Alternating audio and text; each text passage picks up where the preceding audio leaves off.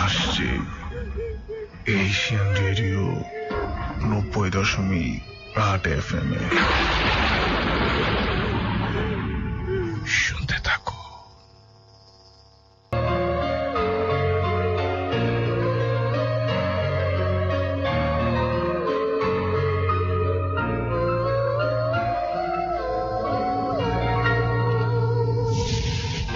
হাটে মাঠে ঘাটে গাড়িতে কিংবা বাড়িতে যেখান থেকে টিউন করে আছেন সবাইকে স্বাগত জানাচ্ছি এশিয়ান রেডিও 90.8 FM এ। রাত 11টা বেজে 59 এবং দেখতে দেখতে রাত 12টা মঙ্গলবার আর শুরু হয়ে গেল ভৌতিক 90.8। কনক এবং ফিরোজ খান আপনার সাথে রয়েছে ঠিক রাত 2টো পর্যন্ত ভূতের সম্পূর্ণ সত্য ঘটনা অবলম্বনে নির্মিত শো ভৌতিক 90.8। SMS মাধ্যম এবং ফেসবুক মাধ্যম, যে দুটো মাধ্যমে আপনি চাইলেই আপনি আমাদের সাথে জয়েন করতে পারেন, জানান দিতে পারেন আপনার কথাবার্তাগুলো SMS এ। যদি আমাদের সাথে জয়েন করতে চান, সেলফোনের মেসেজ অপশনে গিয়ে লিখে ফেলবেন AR স্পেস আপনার নেম স্পেস আপনার লোকেশন, আরেকটি স্পেস দিয়ে আপনার নাম, ঠিকানা এবং কথাবার্তাগুলো লিখে সেন্ড করবেন 2323 এই নাম্বারটায়। ফেসবুক মাধ্যম রয়েছে, যে মাধ্যমে চাইলেই ঠিক এই মুহূর্তে আপনার মন্তব্য আমাদেরকে লিখে জানান দিতে পারেন। কোন ঘটনাটা সত্য, কোন ঘটনাটা মিথ্যা এবং কোন ঘটনা একেবারেই পুরোপুরি বিশ্বাসযোগ্য মনে হচ্ছে, সেই কথাবার্তাগুলো লিখে আমাদেরকে সেন্ড করুন ফেসবুকের কমেন্ট বক্সে। ইন দ্য মিন টাইম যদি আপনি স্টুডিওতে এসে ঘটনা শেয়ার করতে চান, তাহলে অবশ্যই আপনাকে সেলফোনের মেসেজ অপশনে চলে যেতে হবে, দেন স্পেস দিয়ে লিখতে হবে BAR স্পেস দিয়ে লিখতে হবে B90.8, আরেকটি স্পেস দিয়ে আপনার নাম এবং সেলফোন নাম্বার লিখে সেন্ড করতে হবে 2323 এই মাধ্যমে। আর অফকোর্স ইমেইল মাধ্যম রয়েছে আমাদের সাথে।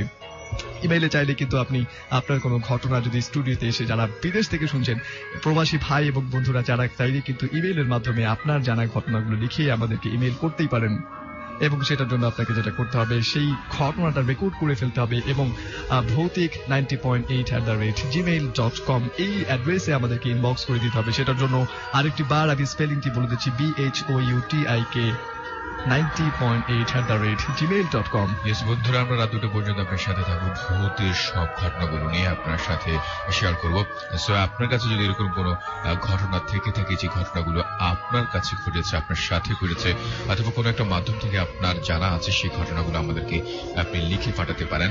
facebook.com/ভৌতিক 90.8 এর যে পেজটা আছে, সেখানে গিয়ে আপনি ইনবক্সে সুন্দর করে বাংলায় আপনার ঘটনাটি লিখে পাঠিয়ে দেবেন, এমনটা প্রত্যাশা আমরা করি। অফকোর্স একে একে সবাই কিন্তু তাদের জানা ঘটনা এবং তারা জানে এমন ঘটনাগুলো লিখে আমাদেরকে ইনবক্স করছে। সো হিয়ার উই গো, আমরা প্রথম ঘটনাটা শুনবো, এর পরপরই কিন্তু আমরা ফিরছি আপনার SMS এবং মন্তব্যগুলো নিয়ে। Here we go for the first story. ভৌতিক 90.8।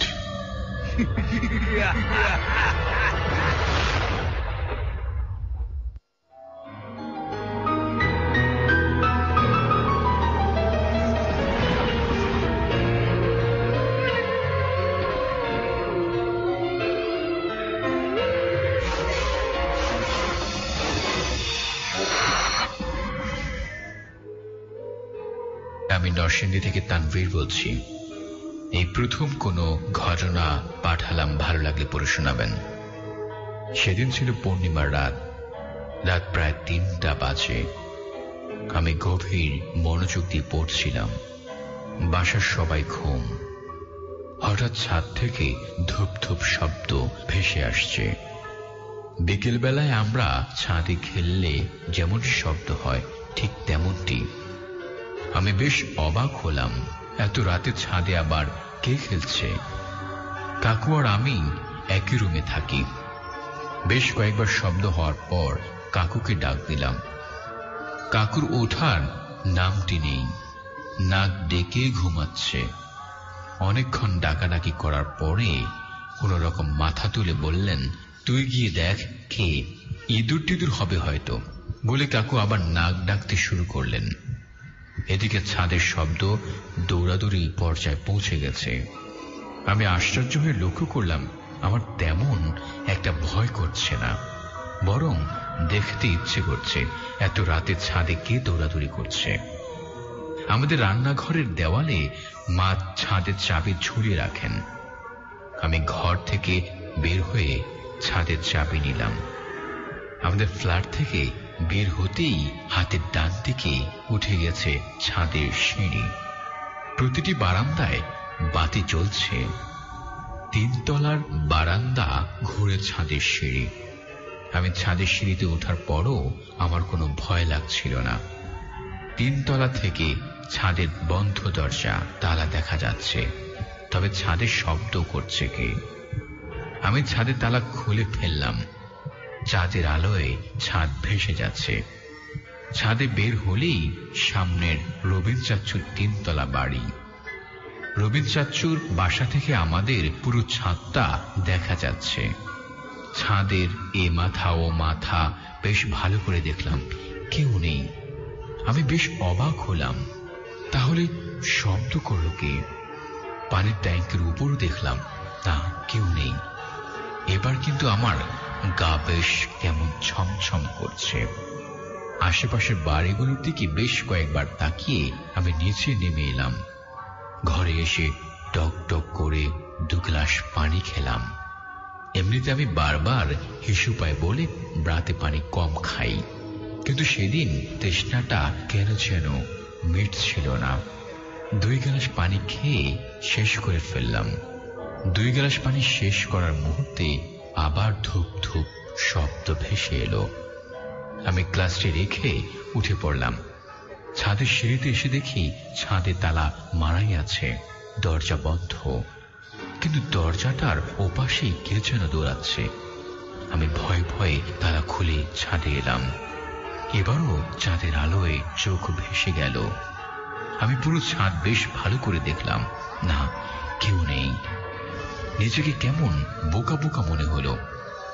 নিজেকে সান্ত্বনা দিলাম, হয়তো রাত জেগে পড়ার ফলে উল্টাপাল্টা শব্দ শুনছি।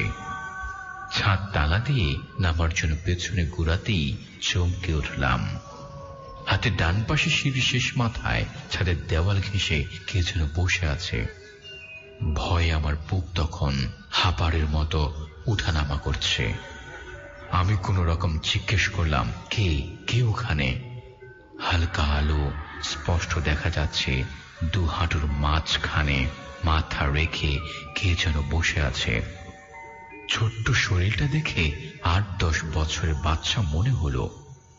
আমি কানে তখন কিছু শুনছি না, চোখেও ভালো করে দেখছি না বলে আমার মনে হলো। শুধু তাকিয়ে আছি আর জোরে জোরে চিৎকার করে জিজ্ঞেস করছি, কে ওখানে? বেশ কয়েকবার চিৎকার করতেই সামনে বসে থাকা কায়াটা হাঁটু থেকে মাথা তুলে আমার দিকে তাকালো। ভয়ে আমি চমকে উঠলাম।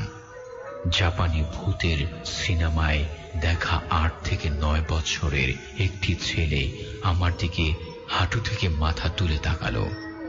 বড় বড় 2টো চোখ, সমস্ত মুখ কেমন যেন ফ্যাকাশে হয়ে আছে।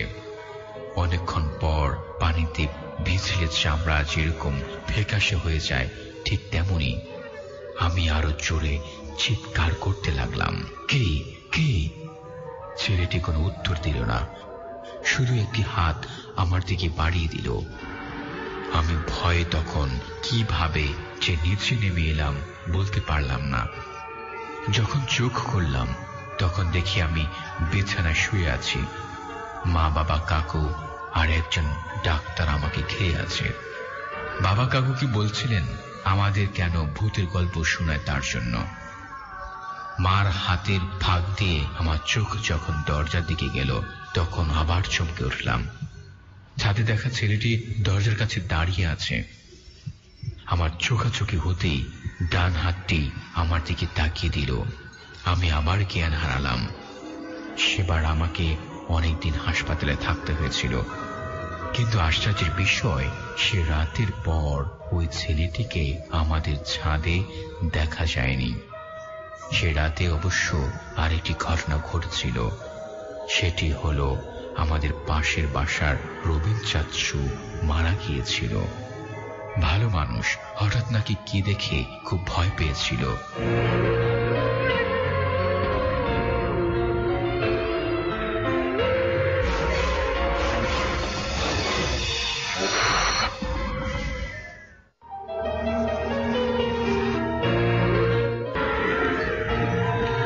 আপনাকে করছি আমাদের সাথে। আপনি আপনার আজকের এই ভৌতিক নিয়ে যদি কোনো মতামত থাকে জানতে চাই আমরা, লিখুন আপনার মোবাইলের মেসেজ অপশনে গিয়ে প্রথমে টাইপ করুন আর স্পেস আপনার নাম, স্পেস আপনার লোকেশন, স্পেস আপনার কথাবার্তাগুলো লিখে পাঠিয়ে দেবেন 2323 এই নাম্বারটিতে।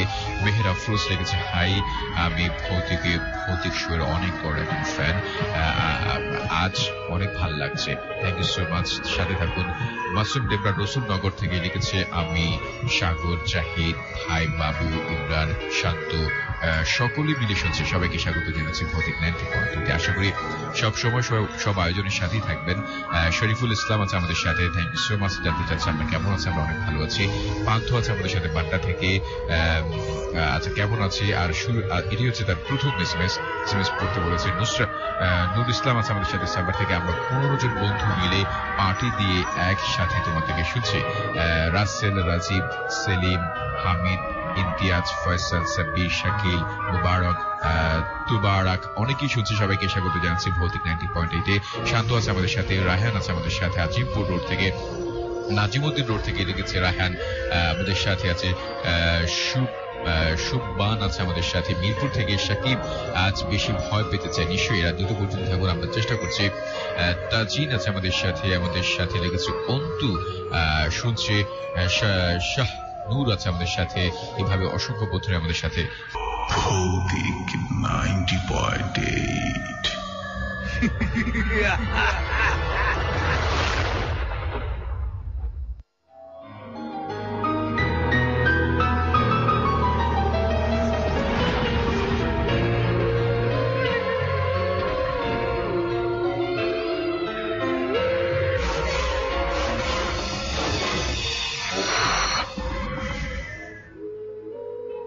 ভাইয়া আসসালামু আলাইকুম, আমি আব্দুল মান্নান, আশা করি আপনারা খুবই ভালো আছেন। ভাইয়া আমি থাকি লেবানন জুনিতে, আর আমি লেবাননের একটি সত্য ঘটনা শেয়ার করতে যাচ্ছি। এই ঘটনাটি আমার লেবাননের এক বন্ধুর বাবার সাথে ঘটে যাওয়া একটি ঘটনা, যা আজ আপনাদের সাথে শেয়ার করছি। যাক, বেশি কথা না বাড়িয়ে আমি আমার সত্য ঘটনায় চলে যাচ্ছি। আমি ওর মতো ঘটনাটি বলি। ঘটনাটি আজ থেকে প্রায় 15 থেকে 16 বছরের আগের কথা। ওর বাবা একজন বাস ড্রাইভার, বেইরুতে থাকে। বেইরুত থেকে জাবাল যাওয়ার পথে আডুনিস নামক একটি স্থান থেকে 5 থেকে 6 জন বোরকা পরিহিত লোক বাসে ওঠে। কিন্তু ওইখানে বলে রাখা ভালো যে ওই দেশে বাসে উঠতে হলে আগে বলে উঠতে হয়, কিন্তু তারা কোনো কিছু বলে ওঠেনি। আমার বাবা মনে করলো হয়তোবা তারা সামনে নেমে যাবে, তাই কিছু বলেনি। কিন্তু কিছু দূর যাওয়ার পর তারা কি যেন ফিসফিস করছে। তারপর আমার বাবা হঠাৎ করে লুকিং গ্লাসের দিকে চোখ যায়। সেখানে আমার বাবা দেখতে পায় যে ওই 5 জন লোক আমার বাবার দিকে তাকিয়ে আছে আর হা হা করে হাসছে। তাদের একজনেরও মুখ আর নাক নেই, আছে শুধু আগুনে ফুলকির মতো দুটি লাল টকটকে চোখ, যা আমার বাবা দেখার জন্য প্রস্তুত ছিল না। তখনই আমার বাবা বাসটিকে থামিয়ে দেয় আর বাসের সামনে গ্লাসের দিকে ঝাঁপিয়ে পড়ে। তারপর আমার বাবার আর কিছু মনে নেই। আমার বাবা প্রায় 3 সপ্তাহের পর চোখ খোলে। তখন আমার বাবাকে জিজ্ঞেস করি কি হয়েছিল আজ থেকে প্রায় 21 দিন আগে। তখনই আমার বাবা চোখ বড় বড় করে আমার দিকে তাকিয়ে আছে আর সব খুলে বলে। ভাইয়া, এই ছিল আমার ঘটনা। ভালো লাগলে পড়ে শোনাবেন। আল্লাহ হাফেজ।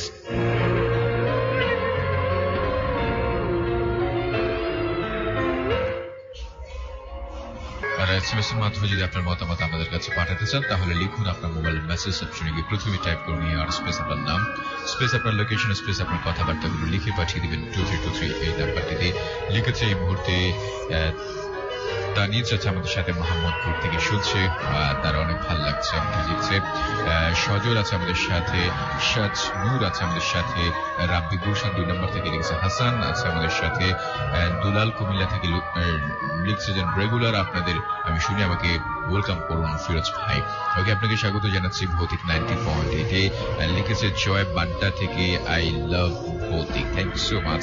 মিলন সাভার থেকে আমি আর আমার ওয়াইফ মিতু একত্রে শুনছে, দুজনকে স্বাগত জানাচ্ছি ভৌতিক 90.8-এ। লিখেছে নারায়ণগঞ্জ থেকে সাকিব আল হাসান, সে শুনছে। ওকে, এটাই হচ্ছে তার দ্বিতীয় টাইম শোনা আমাদের, অ্যান্ড সবসময় শুনবে এমনটা লিখছে, আরো বেশ প্রশংসা করছে। Thank you so much Sakib Al Hasan. Neha রিকা নীর আছে আমাদের সাথে গুলশান থেকে, I love Bhoutik 90.8। Thank you so much. Ishika আছে আমাদের সাথে, ইশতিয়াক আহমেদ ঋতুল আছে আমাদের সাথে, সে অনেক ভয় পাচ্ছে আমাদের লিখছে।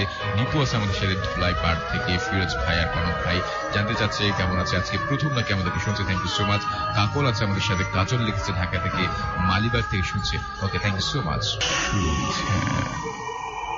ভৌতিক 90.8।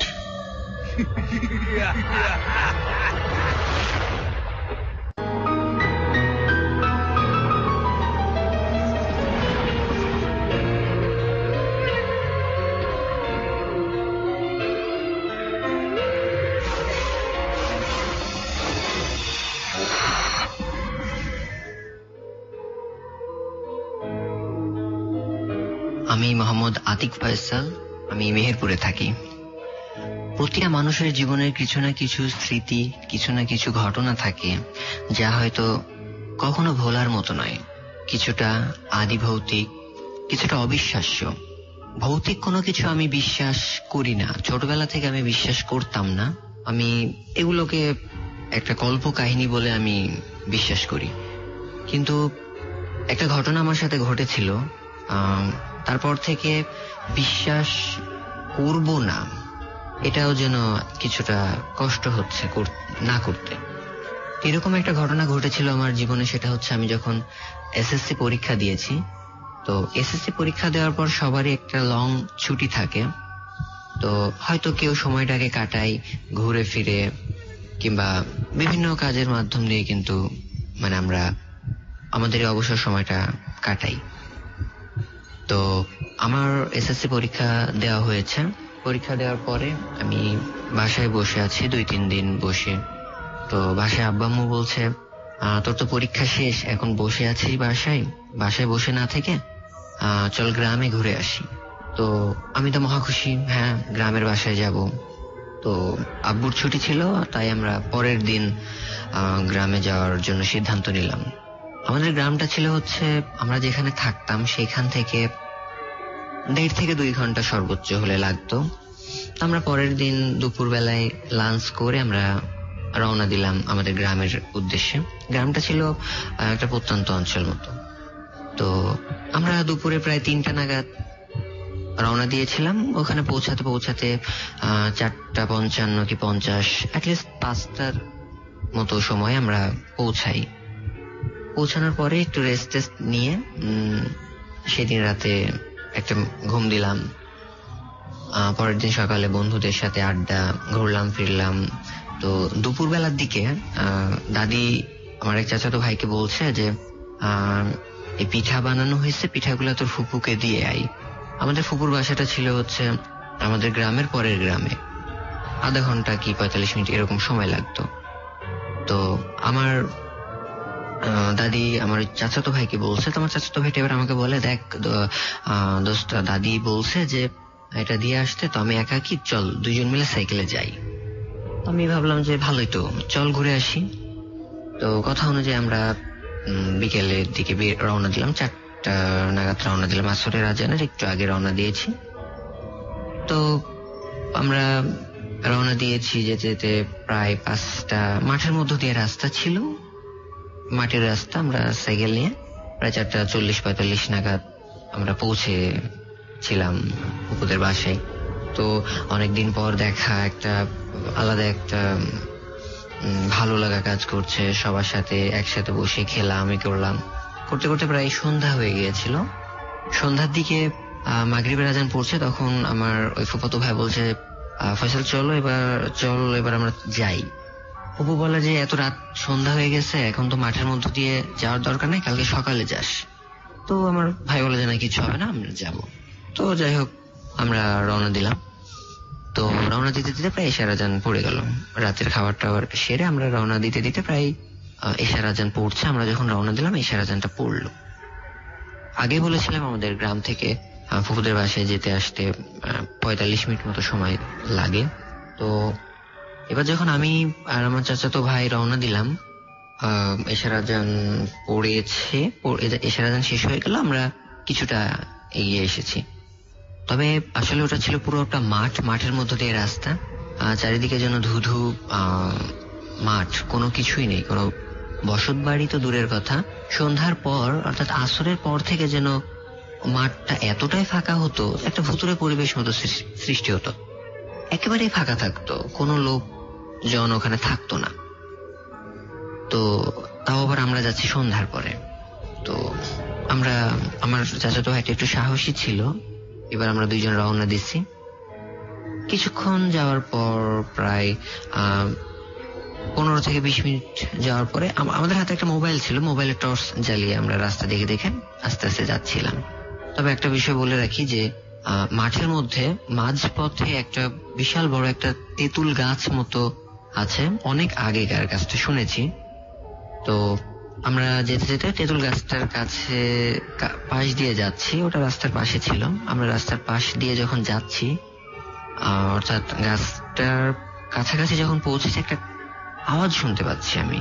কেমন আওয়াজ বলবো, যে একটা ছোট বাচ্চার কান্নার আওয়াজ, আর একটা মহিলার একটা আওয়াজ, আর কোন একটা ছোট বাচ্চার কান্নার আওয়াজ। তো আমি ভাবছি যে আমার কি শোনাতে ভুল হচ্ছে। তো আমি আমার চাচাতো ভাইকে আর এটা বলিনি। তো কিছুক্ষণ পর আমার চাচাতো ভাই আমাকে জিজ্ঞাসা করে, আচ্ছা ফয়সাল, তুই কি কোনো বাচ্চার আওয়াজ কিংবা কোনো মহিলার আওয়াজ শুনতে পাচ্ছিস? আমি বললাম, হ্যাঁ আমি শুনতে পাচ্ছি, তুই পাইছিস? বলে, হ্যাঁ আমিও পাইছি। তো তখন দুইজনের একটু ভয় ভয় লাগছে। তো সাইকেলটা দাঁড় করালাম আমরা। তো দাঁড় করিয়ে তেঁতুল গাছটার দিকে আওয়াজটা আসছে, আমরা চাচ্ছিলাম যে আমরা চলে যাব।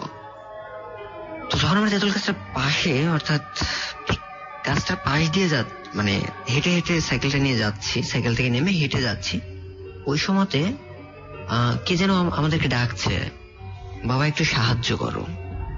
আসলে শব্দটা ঠিক এরকম ছিল, যে আওয়াজটা এসেছিল সেই আওয়াজটা ঠিক এমন একটা আওয়াজ ছিল যে, বাবা আমাকে একটু সাহায্য করো, একটু সাহায্য করো, জাস্ট এইরকম একটা আওয়াজ ছিল বা ডাক ছিল।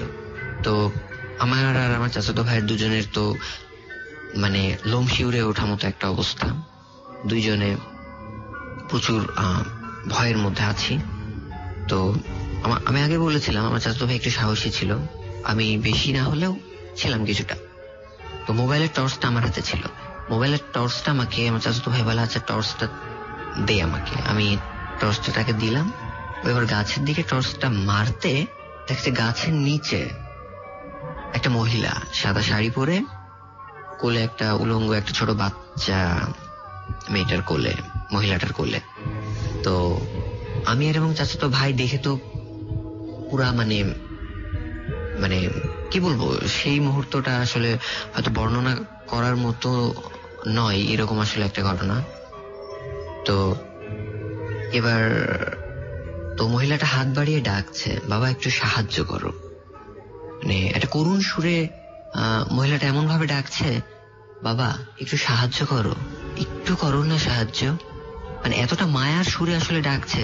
তো আমি যদিও আমার চাচাতো ভাইকে বলেছিলাম যে এখানে থাকার দরকার নাই, এটা বিপজ্জনক হতে পারে আমাদের জন্য, চল আমরা যাই। তো আমার চাচাতো ভাই একটু সাহসী ছিল, যেহেতু ও বলে যে না, সাহায্য চাচ্ছে, সাহায্য করে আসি, হয়তো রাত হয়ে গেছে, যেতে পারছে না, চল দেখি। তো ভয়ে ভয়ে আমরা আস্তে আস্তে গুটি গুটি পায়ে এগোচ্ছি গাছটার নিচে। মহিলাটা গাছটার নিচে বসেছিল। তো আমরা গাছটার নিচে যখন পৌঁছাই মেয়েটা বলে যে একটু সাহায্য করো। তো আমি আমার চাচাতো ভাইয়ের পাশে দাঁড়িয়ে আছি, একটু পিছনে। আমার চাচাতো ভাই বলে, কি হয়েছে আপনার, বলেন। তো মহিলাটা বলছে যে আমার মেয়ের লাশটা পেড়ে দেবা। শুনে তো আমরা দুইজন হতবাক। আমার চাচাতো ভাই আবার জিজ্ঞাসা করে, কি বললেন? তো বলে যে মহিলাটা ঠিক এইভাবে বলে, আমার মেয়ের লাশটা পেড়ে দেবে। তো আমার চাচাতো ভাই, আমি তো ভয়ে একাকার, সাহস নিয়ে তো আমার চাচাতো ভাই বললো কোথায় লাশটা? তো মহিলাটা বলে গাছে। তো ভয়ে ভয়ে টর্চটা যখন উপরে গাছের দিকে মারতেই আসলে যে দৃশ্যটা দেখলাম সেটা হয়তো চোখের সামনে নিজ চোখে যা দেখেছি, জানি না সেটা সেদিন ভুল ছিল কিনা চোখে দেখার, তবে আজকেও লোম আমার শিউরে দেয় সেদিনকার দৃশ্যটি যা আমি নিজ চোখে দেখেছিলাম। সেটা হচ্ছে একটা মেয়ে, 13-14 বছর কি এরকম একটা বয়সের একটা মেয়ে গাছের ডালে ঝুলছে, গলায় দড়ি দেওয়া, অর্থাৎ সে হয়তো গলায় দড়ি দিছে, দিয়ে ঝুলছে। আমার চাচাতো ভাই তো ভয়, মানে আমরা তো একটা ভয় কাজ করছে। সাহস নিয়ে আমার চাচাতো ভাই বলে যে আচ্ছা ঠিক আছে, আমি লাশটা পেড়ে দিচ্ছি, ফয়সাল তুই একটা কাজ কর, তুই লাইটটা ধর, আমি পেড়ে দিই। আমি ওকে বলি যে দেখ, রিস্ক নেওয়ার দরকার নেই। ও তাও বলে যে না আমি নিব। তো এবার ও গাছে উঠছে, টর্চটা আমার হাতে দিয়ে ও গাছে উঠছে। তো টর্চটা আমার হাতে, আমি গাছের দিকে টর্চটা মারছি, উঠছে। উঠতে উঠতে ও যখন গাছের ডালটার কাছে পৌঁছেছে, গাছের ডালটার কাছে পৌঁছে আমি গাছের লাশটা যে এখানে ছিল সেইখানে যে লাইটটা মারছি, দেখি যে না সেখানে কোনো লাশ নাই। আমার চাচাতো ভাই তো ভয়ে আরো ভয় পেয়ে যাচ্ছে, লাশটা তো এখানেই ছিল কিন্তু লাশটা কই। আরো একটা অবাক করার বিষয়, সেটা হচ্ছে আমাদের পাশে যে মহিলাটা ছিল, মানে যে মহিলাটা আমাদেরকে ডেকেছিল, গাছের নিচে যে মহিলাটা বসেছিল, সেই মহিলাটাও গাছের নিচে ছিল না। তো আমার চাচাতো ভাই তো ভয়ে গাছ থেকে লাফ মারছে, লাফ মেরে দৌড়ে এসে রাস্তায় এসে সাইকেল নিয়ে আমরা মানে পালানো শুরু করছি। তো 2 প্যাডেল মারার পরে আর সাইকেল যাচ্ছে না। তো আমার চাচাতো ভাই আমাকে বলে কি তুই সাইকেল চেপে ধরে রাখছিস কেন? আমি বলছি কই, আমি তো চেপে ধরে রাখি নাই, তুমি তো চালাচ্ছ না। তো তারপরে আসলে মানে ও চেষ্টা করতে যাচ্ছে না, পিছনে তাকায় দেখি সেই মহিলাটা, যে মহিলাটা গাছের নিচে বসেছিল, সেই মহিলাটা সাইকেলের ক্যারিয়ারটার পিছনটা ধরে রাখছে, মানে ক্যারিয়ার সাইকেলের পিছনটা চেপে ধরে রাখছে। এই কারণে আমরা সাইকেলটা নিয়ে যেতে পারছি না। তো আমি একদম আমার খুব কাছে, যেহেতু আমি সাইকেলের পিছনে বসেছিলাম, আমার একেবারে পিছনে কাছাকাছি ছিল মহিলাটা। তো আমি তাকালাম, তো মহিলাটা মানে মহিলার থেকে আবারও জিজ্ঞাসা করছে আমাদেরকে, বা মানে আমাদেরকে বলছে বাবা সাহায্য করবে না আমাদের? তো তারপর আমি সাইকেল থেকে নেমে এক দৌড়াতে দৌড়াতে আমি অজ্ঞান হয়ে গেছিলাম। আর আসলে সকালে উঠে আমি যখন মানে আমার চোখ খুলে তখন দেখেছি সকাল, এবং আমি আমার গ্রামের বাসাতে বিছানায় শুয়ে আছি, আর আমার চাচাতো ভাই আমার পাশেই শুয়ে আছে। তো পরে আমার চাচাতো ভাইয়ের কাছ থেকে শুনলাম আমি দৌড়ে পালিয়ে আসার পরে ও সাইকেলটা রেখে যখন দৌড়ে পালাতে গেছে, ওর তখন পিঠে মহিলাটা নাকি আঁচড় মারছে, একটা হাতে থাবা মারছে। তো আমার ওই চাচাতো ভাইয়ের পিছে মানে পিছনে জামাগুলা, পিঠে দিকটা জামা পুরো ছিঁড়ে গেছে, আর হাতের একটা ছাপের দাগ হয়ে আছে, এবং আঙ্গুলের মানে নখের যে একটা আঁচড়, সেই আঁচড়টা হয়ে আছে। তো আমার ফ্রেন্ডরা, গ্রামে যারা, তারা তো দেখে সবাই ভয়ে যে এটা কি হয়েছে। তোমার আমি মানে পরে জানতে পারি নাকি ও যখন পালাতে গেছে মহিলাটা মানে ওকে ধরতে যায়, তো পিঠে নাকি আঁচড় মারে, তখন নাকি ও ওখানে অজ্ঞান হয়ে পড়ে যায়। তারপরে নাকি গ্রামবাসীরা আমাদেরকে উদ্ধার করে আমাদের বাসায় নিয়ে আসে।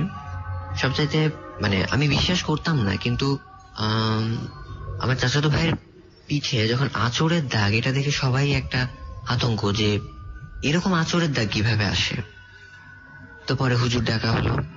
তো হুজুর ডেকে হুজুর বললেন যে একটা বড় ধরনের সমস্যা হয়েছে। তো কি সমস্যা হয়েছে জিজ্ঞাসা করা হলো। তো হুজুর বললেন না এটা এখন বলা যাবে না। তো আমি তারপরে আমার প্রায় 2-3 দিন জ্বর ছিল। আমার চাচাতো ভাইয়ের আমার চাইতে বেশি জ্বর ছিল, 6 থেকে 7 দিন মতো জ্বর ছিল, এবং এখন ওর পিঠে সে দাগটা হয়ে আছে। তো পরবর্তীতে আমরা গ্রামের লোকদের কাছে যেটা শুনতে পাই, দাদিদের কাছে, যে কোনো একবার ওইখানে একটা মহিলা সন্ধ্যার দিকে, তার একটা বড় মেয়ে ছিল, সে মেয়েটা আত্মহত্যা করছে। সন্ধ্যার সময় মা জানতে পারে যে আমার মেয়ে আত্মহত্যা করছে, তো সেই মহিলাটা বা মাটা দৌড়াতে দৌড়াতে গাছটার নিচে যেয়ে দেখে যে তার মেয়েটা আর লাশটা গাছে ঝুলছে। তো সন্ধ্যাবেলায় অনেকে মাঠ থেকে কাজ ছেড়ে বাসায় যাচ্ছিল, তখন সেই মহিলাটা অনেকজনকে জিজ্ঞাসা করেছে এবং অনেকজনকে বলেছে যে তার মেয়ের লাশটা পেড়ে দেওয়ার জন্য, সাহায্য করার জন্য, কিন্তু কেউ সাহায্য করতে এগিয়ে আসেনি কিংবা তার লাশটা পেড়ে দেয়নি। গাছ থেকে লাশটা ছিল সেটা পেড়ে দেয়নি, অ্যাটলিস্ট কেউ তাকে সাহায্য করেনি। তো তারপরে ওই মহিলাটার কোলে একটা ছোট বাচ্চাও ছিল। তো পরে নাকি মহিলাটা ওখানে কাঁদতে কাঁদতে মারা যায়। তো শোনা যায় যে নাকি তার লাশটা কেউ পায়নি, আমরা যতটুকু জানি, মানে শুনেছি যে লাশটা এখনো কেউ পায়নি ওখানে। তো তারপরে নাকি সন্ধ্যাবেলা এরকম অনেকটা মানে একটা ভৌতিক অবস্থার সৃষ্টি হয় ওখানে। সাধারণত কেউ ওখানে যাওয়া আসা করে না। তো আমি আসলে না জেনে সেদিন গিয়েছিলাম আমার চাচাতো ভাইয়ের জন্য। তো আসলে সেদিনকার যে স্মৃতি বা সেদিনকার যে অভিজ্ঞতা আমি জীবনে পেয়েছি, আজকে যখন এই ঘটনাটা আমি আপনাদেরকে বলছি, তখন যেন সেই স্মৃতিটা, সেই অভিজ্ঞতা, সে ভৌতিক অবস্থাটা যেন মনে পড়ছে আর লোম যেন শিউরে উঠছে। আমি জানি না এটার ব্যাখ্যা আছে কিনা বা এটার ব্যাখ্যা আদৌ হয় কিনা, কিন্তু একটা কথাই বলবো, নিজ চোখে যা দেখেছি তাকে কিভাবে অবিশ্বাস করব। আর সেই দিনকার পর থেকে আমি অনেক তাবিজ বাঁধছিলাম হাতে, মাজাতে। তো এখন যাই হোক আলহামদুলিল্লাহ আর কোনো সমস্যা হয় না। তো তাও মাঝে মাঝে যেন মনে হয় মানে কেউ যেন আমাকে ডাকছে, সাহায্য করবা না বাবা, এই শব্দটা যেন শুনতে পাই, একটু সাহায্য করো, এই কথাটা যেন একটা বুকের ভেতর আমার শিহরণ জাগায়। ধন্যবাদ আপনাদের সবাইকে। আশা করি আমার গল্পটা ভালো লাগবে, আর যদি ভালো লাগে আমি আশা করি এই গল্পটা আপনারা অন এয়ারে দিবেন। ধন্যবাদ সবাইকে।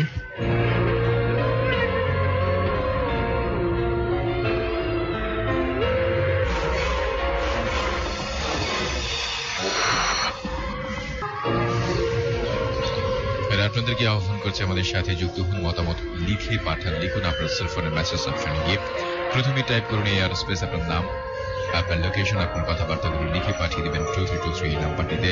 সোহেল শেখ মাদারীপুর থেকে লিখেছে খুব ভয় লাগছে, প্রথম গল্পটা নাকি তার অনেক বেশি ভয় করছে এমনটা লিখেছে। ইউসুফ হাসান নারায়ণগঞ্জ থেকে লিখেছে আমার কাছে অনেকগুলো স্টোরি আছে, শেয়ার করতে চাই। নিশ্চয়ই আপনি facebook.com/bhautik90.8 সেখানটার ইনবক্সে গিয়ে আপনার ঘটনাটি বাংলায় সুন্দর করে লিখে পাঠিয়ে দিন, নিশ্চয়ই আমরা অন এয়ার করবো। সেহেতু আছে আমাদের সাথে রূপগঞ্জ থেকে, আমি তোমাদের নতুন বন্ধু স্বাগত জানাচ্ছি আপনাকে ভৌতিক 90.8। লিখেছে শিশির বংশাল থেকে আছে আমাদের সাথে, আমাদের অনেক ভয় করছে, তারা অনেকগুলো ফ্রেন্ড মিলে শুনছে এমনটাই বলছে। দুরন্ত সকাল আছে আমাদের সাথে মিরপুর পুলিশ লাইন থেকে, আজ প্রথম আপনাদের শুনছি, খুবই ভালো লাগছে, স্বাগত জানাচ্ছি আপনাকে ভৌতিক 90.8। লিখেছে শান্ত আছেন আমাদের সাথে, সে কোনো একটা রেস্টুরেন্ট থেকে শুনছে, তারা নাকি 17 জন বন্ধু একসাথে শুনছে, তারপর নাকি তাদের অনেক অনেক ভয় করছে। থ্যাংক ইউ সো মাচ সবাইকে আমাদের সাথে যুক্ত থাকার জন্য। আশা করি রাত 2টো পর্যন্ত আপনাদেরকে পাশেই পাবো। হাসিব আছে আমাদের সাথে, জাহাঙ্গীর আছে আমাদের সাথে, লালমনিরহাট থেকে খুব ভালো লাগছে আমরা লিখেছে। শান্ত আছে আমাদের সাথে, সে বলছে okay thank you so much. Shubho আছে আমাদের সাথে খিলগাঁও থেকে, গল্পগুলো খুবই ভয়ের। Lost of love Halima Gazipur থেকে শুনছে, রোমান আমাদেরকে শুনছে শরীয়তপুর থেকে, সেসব ভাল লাগছে, তার সাউন্ডের বেশ প্রশংসা করেছে। আমাদের সাথে আছে মিরপুর থেকে সাকিব লিখেছে ফিরোজ ভাই আপনার voice awesome, thank you so much. Nusrat আছে আমাদের সাথে শান্তিনগর থেকে, শান্তিবাগ থেকে, আমি ঢাকা মেডিকেল কলেজের মর্গের ভিতর থেকে ভৌতিক 90.8 শুনছি, থ্যাংক ইউ সো মাচ নরসিন।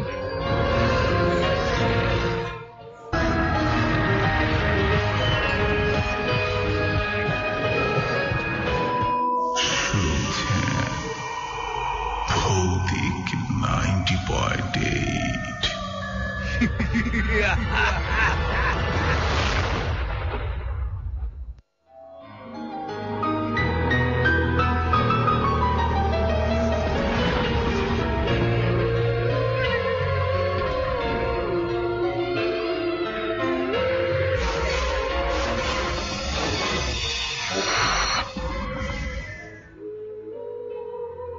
আসসালামু আলাইকুম, আমি তোফাজ্জল হোসেন মোহনপুর দেবিদার কুমিল্লা থেকে বলছি। যদিও পড়ালেখার জন্য আমাকে ঢাকায় থাকতে হয়। আমি ঢাকার একটি বেসরকারি বিশ্ববিদ্যালয়ে ফার্মেসি সাবজেক্ট নিয়ে পড়ালেখা করছি। আমি সরাসরি ঘটনা চলে যাই। ঘটনাটি আমার এবং আমার পরিবারের জন্য খুবই বেদনাদায়ক। এটি আমার বড় ভাইয়ের মৃত্যু কেন্দ্রিক। আমার বড় ভাইয়ের নাম মোহাম্মদ শাহজালাল। 2005 সাল, তখন আমি 3য় শ্রেণীর ছাত্র। পরিবারের আর্থিক উন্নয়নের জন্য ভাইয়া বিদেশে যাবে ঠিক করল। সে উদ্দেশ্যে ইলেকট্রনিক্সের কাজ শিখেছে। ভিসা আসার 16 দিন আগে ভাইয়া গাজীপুরে আমার মামার বাসায় গেল বেড়াতে। মামা মামি ভাইয়াকে বাসায় একা রেখে মামির বাবার বাড়িতে বেড়াতে গেল এবং যাওয়ার সময় তাদের বাসার পাশেই কাজ করা 2 ছেলেকে বলে গেল মাঝে মাঝে এসে ভাইয়াকে সময় দিতে। সেদিন রাতে ভাইয়াকে একাই থাকতে হয়েছিল বাসায়। রাত 8টার দিকে ভাইয়া তার বন্ধুর সাথে ফোনে কথা বলে। পরবর্তীতে আমার ভাইয়ার বন্ধুর কাছ থেকে তা জানতে পারি। রাত 9টায় পাশে কাজ করা 2 ছেলে এসে দেখে গেল ভাইয়া ঘুমাচ্ছে, তাই তারা ভাইয়াকে ডাকল না। রাত 10টার সময় তারা তাদের কাজ শেষ করে বাসা যাওয়ার আগে ভাবল শাহজালাল ভাইকে জিজ্ঞেস করে যাই তার কোনো সমস্যা হবে কিনা। যেই ভাবনা সেই কাজ। তারা গেল, প্রথমে দরজা নক করল, দেখল কোনো সাড়া পাচ্ছে না। পরে তারা জানালা দিয়ে উকি দিয়ে দেখল ভাইয়া ফ্লোরে পড়ে আছে এবং বাসার ফ্রিজটি তার উপরে পড়ে আছে এবং তার শরীর ঝিকিমিকি করছে। তা দেখে তারা চিৎকার করতে থাকলো এবং বাসার মালিককে ডাকলো। বাসার মালিক এসে দরজা খুলল এবং দেখল বিদ্যুতের শর্ট খাওয়া অবস্থায় ভাইয়া পড়ে আছে। তারা ভাইয়াকে হাসপাতালে নিয়ে গেল। দায়িত্বে থাকা ডাক্তার তাকে মৃত ঘোষণা করল। জানি এতটুকু শুনে সবাই মনে মনে ভাববেন এটা তো স্বাভাবিক একটা ঘটনা। আসলে ব্যাপারটা সবাই পরে লক্ষ্য করল। ভাইয়ার কপালে একটা কামড়ের দাগ এবং তাতে কয়েকটা দাঁতের দাগও স্পষ্ট বোঝা যাচ্ছে। তাছাড়া গলায় ছিল কয়েকটা আঙ্গুলের দাগ, যা সাধারণ মানুষের আঙ্গুল থেকেও অনেক বড় বড়। পরবর্তীতে আমরা ভাইয়ার মৃত্যুর আসল রহস্য জানার জন্য এ বিষয়ে অভিজ্ঞ এমন অনেকের কাছেই যাই। তার মধ্যে 3 জন একই রকম কথা বলে, আর তা হল শত্রুতাবশত কেউ জিন চালান দিয়ে ভাইয়াকে মেরে ফেলেছে। তার মধ্যে ভাইয়াকে মেরে তার শরীরে বিদ্যুতের লাইন দিয়ে রাখে, যেন দেখে মনে হয় ভাইয়া বিদ্যুতের শর্ট খেয়ে মারা গেছে। প্রসঙ্গগত উপলক্ষে যে আমাদের পরিবারের সাথে আমাদের পাশের বাসার একটি পরিবারের অনেক বছরের শত্রুতা, তা মূলত আমাদের সম্পত্তির জন্য। ভাইয়া মারা যাওয়ার কয়েক মাস আগেও ঝগড়া লাগে তাদের সাথে। তারপর তারা বলেছিল, তোদের বড় ছেলেকে নিয়ে বেশি আশা করিস, তোদের আশা আমি ভেঙে দেব। এবং ভাইয়া মারা যাওয়ার পর তার কবরের পাশে দাঁড়িয়ে বলেছিল, কিরে বড় আশা না করেছিলি বিদেশে যাবি, এখন এখানে শুয়ে আছিস কেন? পাশের বাড়ির একজন আড়াল থেকে শুনে পরবর্তীতে তা আমাদের জানায়। ভাইয়া, এই ছিল আমার ঘটনা। ভালো লাগলে বলে শোনাবেন। সবাইকে অনুরোধ করব আমার ভাইয়ের জন্য দোয়া করতে, তিনি যেন জান্নাতবাসী হন। ধন্যবাদ সবাইকে। ভালো থাকবেন, সুস্থ থাকবেন।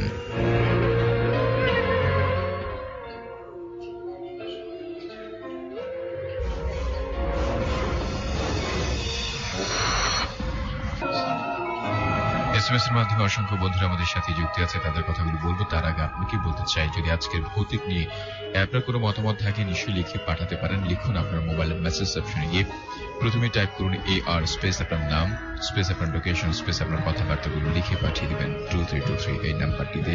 KVR রিপন লিখেছে, প্রথম ঘটনা বিশ্বাসযোগ্য বলে মনে হয়েছে। পুষ্প আছে আমাদের সাথে, গ্যান্ডারিয়া থেকে খুব ভয় করছে, একা একা শুনছি। সোহানকর আছে আমাদের সাথে, শঙ্কর রূপগঞ্জ থেকে শুনছে, তার অনেকগুলো বন্ধুর নাম লিখেছে, তাদের সবাই নাকি একত্রে শুনছে। থ্যাংক ইউ সো মাচ সবাইকে আমাদের সাথে থাকার জন্য। আলিফ আছে আমাদের সাথে, সে আজ প্রথমবার শুনছে, প্রথম ঘটনা তার ভালো লাগছে, অনেকেই মিলে নাকি শুনছে। শাহিন মিরপুর থেকে লিখেছে প্রথম গল্পটা অনেক ভালো লাগছে। কনক ভাই এন্ড ফিরোজ ভাই, আপনাদের অনেক অনেক থ্যাঙ্কস এত সুন্দর একটি শো করার জন্য। দেবজিৎ লিখেছে লাইট অফ করে শুনছি, thank you so much. Mirpur আছে আমাদের সাথে। তুষার লিখেছে ইমেইলের গল্পটা অনেক ভালো লাগছে, এভাবে আরো এরকম ঘটনা চাই। ভৌতিক 90.8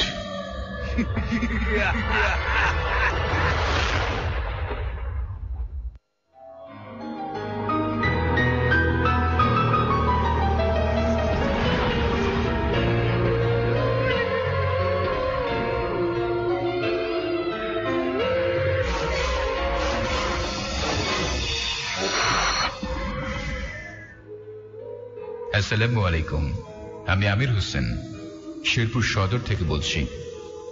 যে ঘটনাটি বলতে যাচ্ছি তা আমার এক প্রতিবেশীর কাছ থেকে শোনা, আর ওই ঘটনাটি তার নিজের সাথে ঘটে 30 বছর আগের কথা।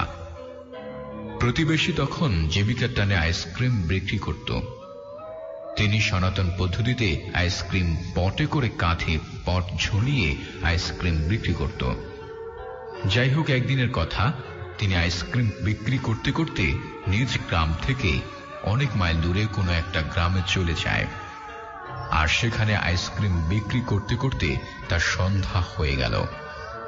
বেচা কেনা শেষ হল, অবশেষে বাড়ি ফেরার পালা। তাই তিনি বাড়ির উদ্দেশ্যে পা বাড়ালেন। বলে রাখা ভালো, তখন ছিল বৈশাখ মাস। হঠাৎ রাস্তায় প্রবল ঝড় বৃষ্টি নামল। রাস্তার আশেপাশে কোনো বাড়িঘর ছিল না, আর থাকলো বাকি অপরিচিত কার বাড়ি যাবে। তাই তিনি বৃষ্টি থেকে রক্ষা পাওয়ার জন্য এক ঘরের ডিবির নিচে আশ্রয় গ্রহণ করে। চারিদিক স্তব্ধ, নীরব, এরই মাঝে শুধু বৃষ্টির ঝিমঝিম শব্দ। বৃষ্টি তখন অনেকক্ষণ ধরে স্থায়ী ছিল। কি আর করার, বৃষ্টি কমার অপেক্ষায় থাকতেই হবে।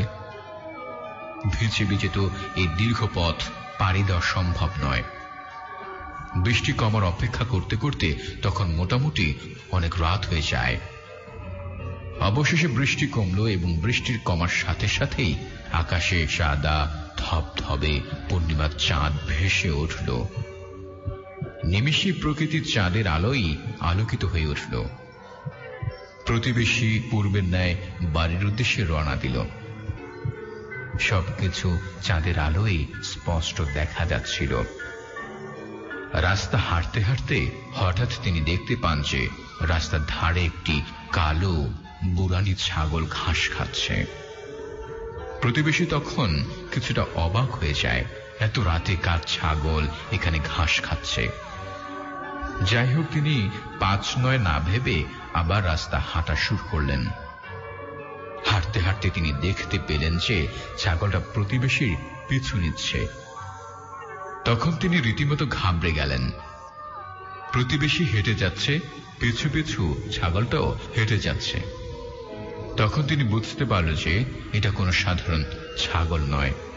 এই ভাবতে ভাবতে তিনি পেছনের দিকে ফিরে দেখলেন যে ছাগলটি আর নেই, কোথায় গেল। এইভাবে তিনি সামনে তাকিয়ে দেখেন যে সামনের আম গাছের ডাল ধরে কে যেন জোরে জোরে ঝাঁকনি দিচ্ছে, যেন ওই বিশাল এই ডালটিকে এক টানে ছিঁড়ে ফেলবে। যে সময়ের কথা বলছি, প্রতিবেশী তখন ছিল 21 বছরের যুবক, গায়ে অনেক বল ও মনে অনেক সাহস। তাই তিনি সাহস করে বললেন যে পারলে সামনে আয়, দেখি, শক্তির এক পরীক্ষা করি। এই কথা বলার পর গাছ থেকে কোমরের সমান উচ্চতা বিশিষ্ট কালো কুচকুচে একটি ছেলে উলঙ্গ অবস্থায় তার সামনে এসে দাঁড়ালো। লোকমুখে শুনি ওরকম বৈশিষ্ট্যযুক্ত অলৌকিক শক্তিকে পেতনি বলা হয়। আসার পর প্রতিবেশী এত চমকে যায়, আত্মরক্ষার জন্য কিছু না ভেবে তাকে ঠাসা দিয়ে ধরে। একই কাণ্ড, যেই ঠাসা দিয়ে ধরে সেই পিছলিয়ে হাতের নিচ থেকে বেরিয়ে যায়। যতবার চেষ্টা করে ততবারই সে তার হাত থেকে পিছলিয়ে বের হয়ে যায়। বাঁচার আশায় এভাবে তিনি ব্যর্থ চেষ্টা চালিয়ে যায়, কিন্তু কিছুদিন তার সাথে পেরে উঠতে পারছে না। এভাবে হাতাহাতি করতে করতে প্রায় রাত শেষের দিকে অবশেষে পূর্ব দিগন্ত থেকে আল্লাহু আকবার আল্লাহু আকবার ধ্বনি শোনা গেল এবং সে কালো কুচকুচে ছেলেটি অর্থাৎ পেতনিটি প্রতিবেশীর নাম ধরে বলে উঠল, এবারের মতো বেঁচে গেলি। রাতভর মারামারি করতে করতে প্রতিবেশী একদম দুর্বল হয়ে পড়ে যায়। তাকে ক্লান্তি গ্রাস করে ফেলল। তার পুরো শরীর কুচকুচে কালো পেতনির ন্যায় লালায় পরিণত হয়ে গিয়েছিল, যেন আঁশবিহীন মাংসের ন্যায়। তারপর সে ক্লান্ত শরীরে বাড়ি পৌঁছাল এবং বাড়ি পৌঁছার পর থেকে দীর্ঘদিন অসুস্থতায় ভুগছিল। ঘটনাটি বাড়ি গিয়ে খুলে বললে পরিবারের সদস্যরা তার চিকিৎসা নেয়। এই ঘটনার পর থেকে তিনি আইসক্রিম বিক্রি বন্ধ করে দেয়। পরিশেষে তার কোনো ক্ষতি হয়নি আর। সে 22 বছরের যুবক আজ 52 বছরের বৃদ্ধ। ভাইয়া, এই ছিল আমার ঘটনা। ভালো লাগলে পড়ে শোনাবেন।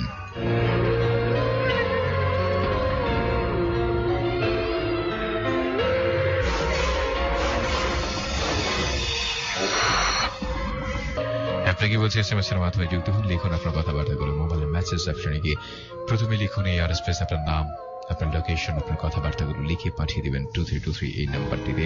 আজ আমাদের সাথে এই মুহূর্তে SMS এর মাধ্যমে মা শাশি লিখেছে, শ্রী মঙ্গল সিলেট থেকে লিখছে, শুনছে তার ফ্যামিলি সবাই মিলে শুনছে, তাই সে ভৌতিক 90.8 কে তারা অনেক অনেক বেশি ভালোবাসে।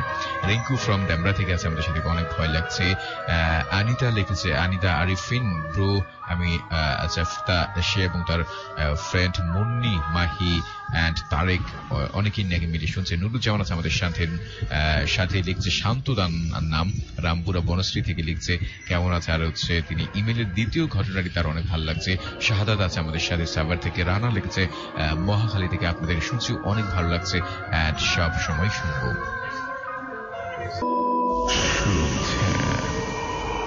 ভৌতিক 90.8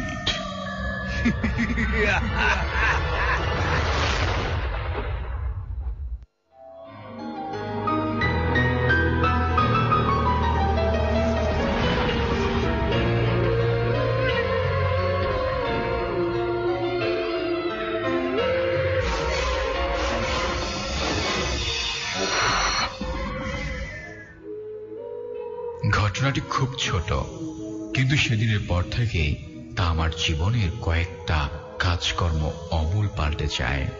আমি গ্রামের ছেলে, মফস্বল শহরে একটা কলেজে পড়াশোনার জন্য গ্রাম ছেড়ে মফস্বলে চলে আসি।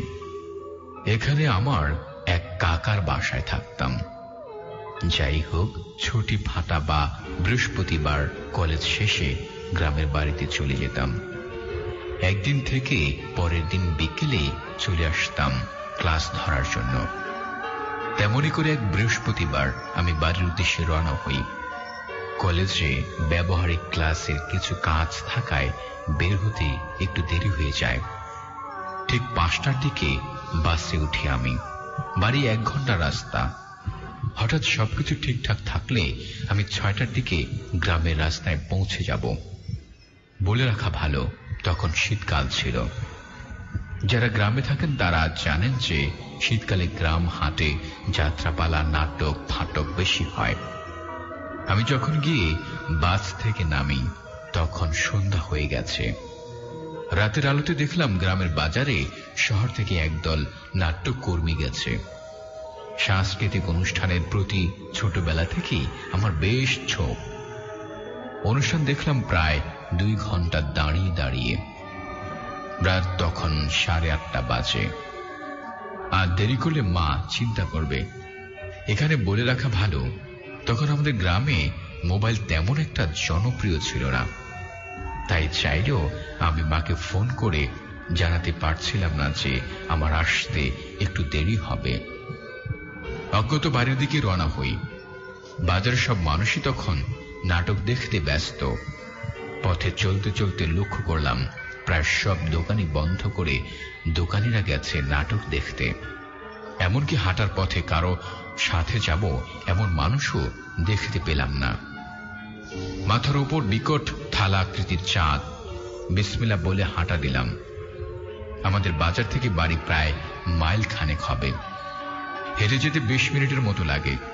আমি নিজের মনে গুনগুন করতে করতে হাঁটতে লাগলাম। মিনিট 5 হেঁটেছি। এমন সময় রাস্তার পাশের ঝোপ থেকে খস খস আওয়াজ পেলাম। প্রথমে ভাবলাম মনের ভুল, পাত্তা না দিয়ে হেঁটে এগোতে লাগলাম। মিনিট খানেক সব চুপচাপ। এরপর আবার রাস্তার পাশে কেমন যেন খস খস শব্দ শুনতে পাচ্ছি। এবার খানিকটা ভয় পেলাম। রাতের বেলা গ্রামের পথে শিয়াল চলাচল করে। একটা মানুষ পেলে নাকি মাঝে মাঝে আক্রমণ করে বসে। শিয়াল তাড়ানোর জন্য গ্রামের মানুষ টর্চ লাইট এমনকি আগুন নিয়ে ঘুরে। আমার কাছে তার কিছুই নেই, কি করা যায় ভাবছি। এই অবস্থায় যত সম্ভব মাথা ঠান্ডা রাখতে হয়। সাহস হারানো মানে ক্ষতি হওয়ার সম্ভাবনা। মনের সব জোর একত্র করে বললাম, হুর হুর হুস হুস হুস। একটা দুইটা হলো হয়তো গলা শুনে চলে যাবে, এই ভেবে এমন করা। ঝোপের পাশের আওয়াজ থেমে গেল একেবারে। হঠাৎ করে চারপাশে নেমে এলো শুনশান নীরবতা। আমার স্পষ্ট মনে আছে ওই ঘন্টা ঝোপের পাশ থেকে সাদা কাপড় পরা একটা মহিলার মতন কে যেন বের হয়ে এলো। তার উচ্চতা সাধারণ মানুষের দ্বিগুণ হবে কমপক্ষে। প্রথমে ভাবলাম চোখে ভুল দেখছি মনে হয়, কিন্তু চেহারার দিকে তাকাতেই মনের ভুল ভেঙে গেল। চাঁদের আলোতে চারপাশ পরিষ্কার দেখা যাচ্ছে। সে আলোয় দেখলাম বিভৎস এক মুখ, চোখের জায়গাটা গর্ত, কিন্তু কোনো মনি নেই। কপালে মাঝখান বরাবর একটা তাপ দগদগে খায়ের মতো। সেখান থেকে একটি চোখ ঝলঝল করে তাকিয়ে আছে আমার দিকে। হাতগুলো শরীরের দিকে কেমন যেন বাঁকা হয়ে আছে, অনেকটা পোলিও আক্রান্ত মানুষের মতো। চিকন চিকন হাত। মুখ ঘুরে আমার চোখ আসলো সেই মহিলার পায়ের দিকে। দেখলাম পায়ের পাতা পেছন থেকে বাঁকানো। আমার আর বুঝতে অসুবিধা হলো না যে আমি কিসের পাল্লায় পড়েছি। যেন আমার মনের ভাব বুঝতে পেরেই আমার দিকে তাকিয়ে কুৎসিত একটা হাসি দিল সেই মহিলাটি। এরপর মাথাটা নিচের দিকে দিয়ে পা দিয়ে শরীরটাকে হেঁচড়ে হেঁচড়ে আমার দিকে আসছে। আমার এদিকে ভয়ে দম বন্ধ হয়ে যাওয়ার দশা। প্রাণপণে চেষ্টা করছি সূরা কালাম পড়ার, কারণ মা বলতো এসব আশেপাশে আসলে সূরা পড়তে হয়, সূরা পড়লে এগুলো ছুঁয়ে যায়। কিন্তু বিশ্বাস করুন, অজানা এক ভয়ে আমার তখন বেহুশ হওয়ার অবস্থা। কোন সূরা তো মনে পড়ছি না, উল্টো চিৎকার করার শক্তিও যেন হারিয়ে ফেলেছি। আমি চিৎকার করছি অথচ মুখ দিয়ে শব্দ বের হচ্ছে না। নিজেকে বাঁচানোর কোনো আশাও দেখছিলাম না। মহিলাটা এগিয়ে এসে এক হাতে আমাকে ধরতে নিল, কিন্তু আমাকে আশ্চর্য করে দিয়ে আমাকে ধরার সাথে সাথে খুদ টাইপের একটা আওয়াজ করে ছিটকে পেছনে গেল। আমি কিছু বুঝতে পেলাম না। দেখলাম মহিলাটা আতঙ্কিত হয়ে আমার গলার কাছের আল্লাহ লেখা তাবিজটির দিকে তাকিয়ে আছে। ঘটনাটা বুঝতে আমার 2 সেকেন্ড সময় লাগলো। বুঝতে পারলাম আল্লাহর নাম দেখে সে আমাকে ধরতে পারছে না। মনে মনে মাকে ধন্যবাদ দিলাম। মা বলতো ছোটবেলায় একবার আমাকে নাকি নিয়ে যাওয়ার জন্য জিন এসেছিল। তারপর থেকে আমার গলায় এই তাবিজটা থাকতো।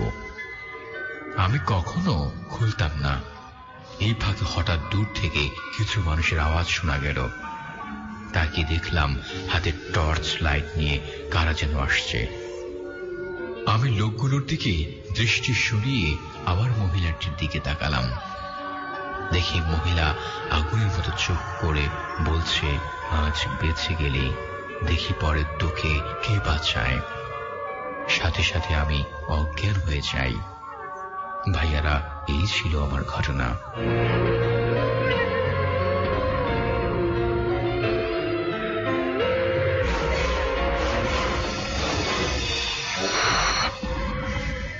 অসংখ্য বন্ধুরা আমাদের সাথে এসএমএস এর মাধ্যমে যুক্ত আছে, কিন্তু সময়ের অভাবে হয়তো বা সবার এসএমএস গুলো আমরা পড়তে পারছি না, সেজন্য আন্তরিকভাবে দুঃখিত।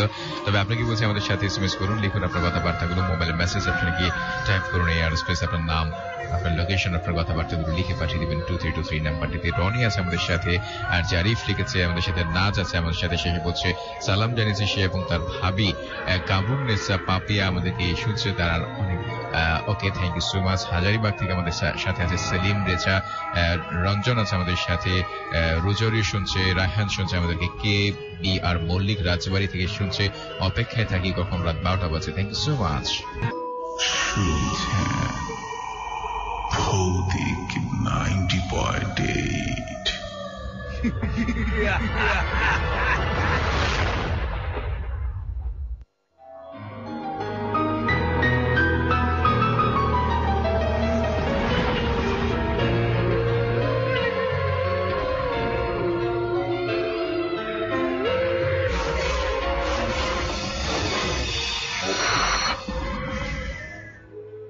আমি আসিফ উদ্দিন শুভ, ড্যামরার কোনাপাড়া থেকে বলছি।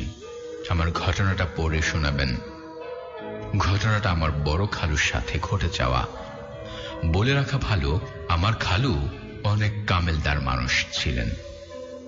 আমার বয়স যখন 12 বছর, তখন এই ঘটনাটি আমি আমার নিজের চোখে অনুধাবন করি। আমার জীবনে ঘটে যাওয়া এটাই সবচেয়ে প্রথম ভয়ানক এবং শেষ ঘটনা। আমার খালু অনেক মানুষের ঘাড় থেকে অনেক জিন ছাড়িয়েছেন, তাই গ্রামের তার অনেক নাম ডাক ছিল। ঘটনাটা ঘটে আমার মামার জন্য। আমার মামা একদিন আমার খালুর কাছে বায়না ধরে তাদের সবাইকে সরাসরি জিন দেখাতে হবে, কিন্তু খালু কিছুতেই রাজি হচ্ছিল না। অবশেষে অনেক জোরাজুরি করার পর আমার খালু রাজি হয়, কিন্তু সে বলে ভালো জিন সরাসরি কোনো মানুষের সামনে আসতে চায় না, তাই সে ভালো জিন আনতে পারবে না। তবে সে দুষ্ট জিনকে আমাদের সামনে হাজির করতে পারবে। সেই কথা সেই কাজ। তবে আমার মামাকে বলে, আমি তোমাকে যা করতে বলবো তাই করবে, এর ব্যতিক্রম হলে আমাদের দুজনেরই ক্ষতি হবে, এমনকি আমাদের মৃত্যু পর্যন্ত হতে পারে। খালু বাজার থেকে 4টা বিশাল সাইজের মুরগি কিনে আনলেন।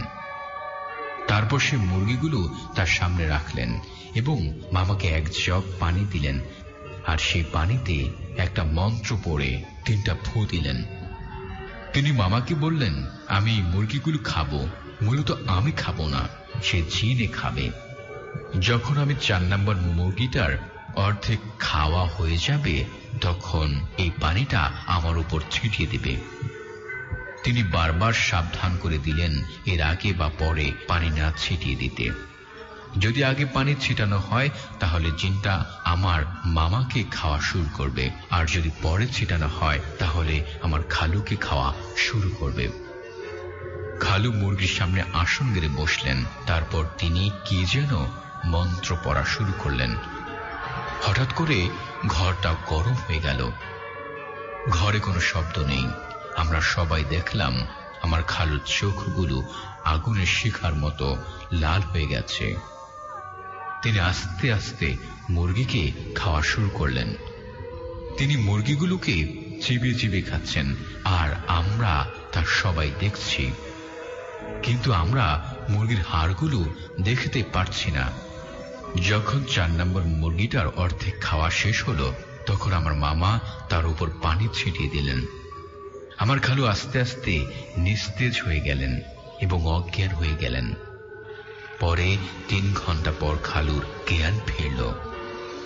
খালু আমাদের বললেন, যেখানে ধানের খ্যার রাখা হয় ওইখানে গিয়ে দেখতে। ওইখানে গিয়ে আমরা দেখি মুরগির হাড়গুলো ওইখানে পড়ে আছে। ভালো লাগলে পড়ে শোনাবেন।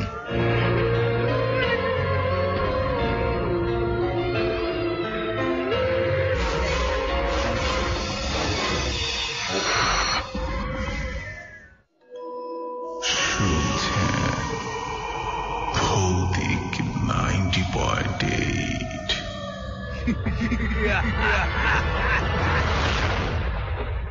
এসএমএস এর মাধ্যমে অনেকগুলো বন্ধু আমাদের সাথে যুক্ত আছে, যেমনটা করে লিখেছে অবুজ রুবেল কেরানীগঞ্জ থেকে। সে আসতে চাচ্ছে, ফোন নাম্বার দিয়েছে, নিশ্চয়ই আমাদের ভৌতিক টিম আপনার সাথে যোগাযোগ করবে।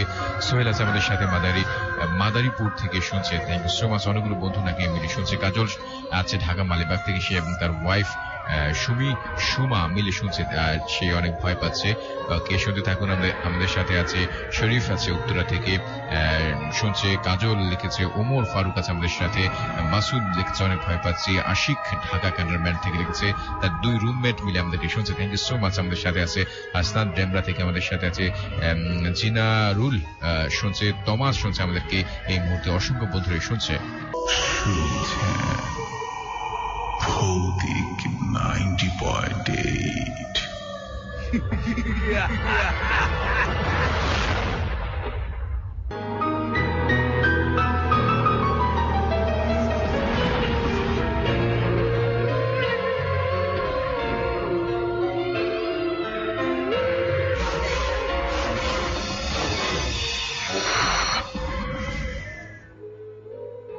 আমি Alamgir Hossain Anik, Natore NS college honours Bangla বিভাগের 4র্থ বর্ষের ছাত্র।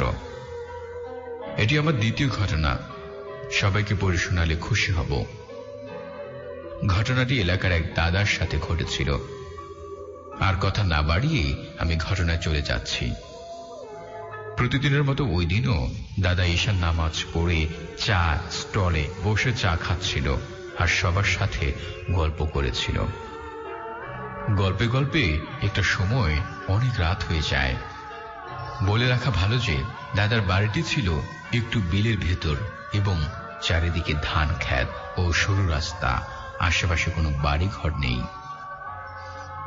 আকাশ একটু মেঘাচ্ছন্ন থাকায় রাস্তা তেমন দেখা যাচ্ছিল না। যদিও হাতে একটি টর্চ লাইট ছিল, চার্জ কম থাকায় রাস্তায় স্পষ্ট দেখা যাচ্ছিল না। চারিদিক থেকে ঝিঝি পোকার আওয়াজ আর মাঝে মাঝে শিয়ালের ডাক কানে ভেসে আসে। ধানের খেতে সরু রাস্তা দিয়ে হেঁটে চলছে দাদা। এমন সময় দেখলেন সামনে একটি শিয়াল দাঁড়িয়ে আছে। শিয়ালটি হঠাৎ করে বিড়ালের রূপ ধারণ করল। এরপর বিড়ালটি ধীরে ধীরে বড় হতে লাগলো এবং তা একটি মহিষে পরিণত হল। দাদা বুঝতে পারল যে তার সাথে কি ঘটতে যাচ্ছে। তাই তিনি বললেন, আমি তো তোর কোনো ক্ষতি করিনি, আমার রাস্তা কেন আটকে রাখছিস? আমাকে যেতে দে, নইলে তোর ভালো হবে না। দাদা কম বেশি এ বিষয়ে অনেক কিছু জানতেন। এরপর যখন রাস্তা ছাড়ছিল না, তখন দাদা ডান পায়ের জুতো ডান দিকে আর বাম পায়ের জুতো বাম দিকে রেখে পায়ের নিচ থেকে এক মুঠো মাটি নিয়ে কিছু একটা পড়ার পর ঢিল ছুঁড়ে মারতেই তা বিকট আওয়াজ করে উঠল এবং আগুন ধরে গেল। আগুনটি কিছুক্ষণ জ্বলার পর তা নিভে গেল এবং সেখানে যা ছিল সবকিছু চোখের পলকে ভ্যানিশ হয়ে গেল। এরপর দাদা বাড়িতে চলে গেল। এই ছিল ঘটনা। সবাই ভালো থাকবেন।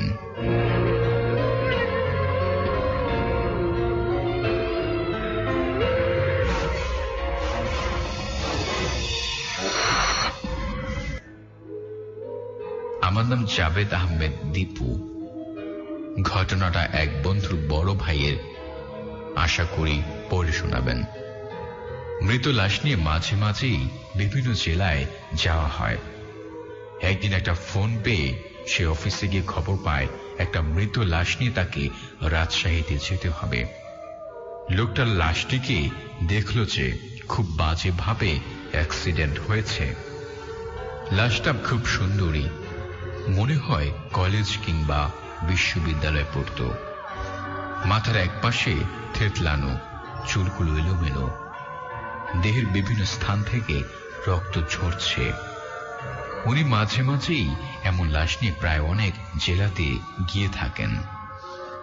তাই সাথে একজন করে নিয়ে সন্ধ্যা হয় ঠিক ওই সময় রওনা দিলেন। একটানা 4 থেকে 5 ঘন্টা গাড়ি চালিয়ে একটা স্থানে এসে কিছু খাওয়ার জন্য গাড়ি থামালেন। তারপর খেয়ে দিয়ে আবার রওনা দিলেন। কয়েক কিলোমিটার যাওয়ার পর হঠাৎ একটা চাকা ব্রাস্ট হয়ে যায়। গাড়ি থেকে নেমে দেখলেন চাকা ব্রাস্ট হয়ে গেছে। এক্সট্রা চাকার জন্য গাড়িতে খোঁজ করে দেখেন ভুল করে এক্সট্রা চাকা নেওয়া হয়নি।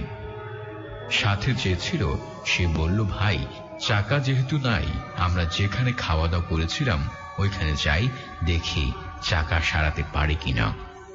এই কথা বলে ওনার কাছ থেকে কিছু টাকা আর নষ্ট চাকাটা নিয়ে রওনা দিলেন।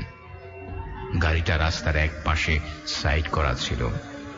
কতক্ষণ লাগতে পারে এই কথা চিন্তা করতে করতে গাড়িতে গিয়ে বসলেন।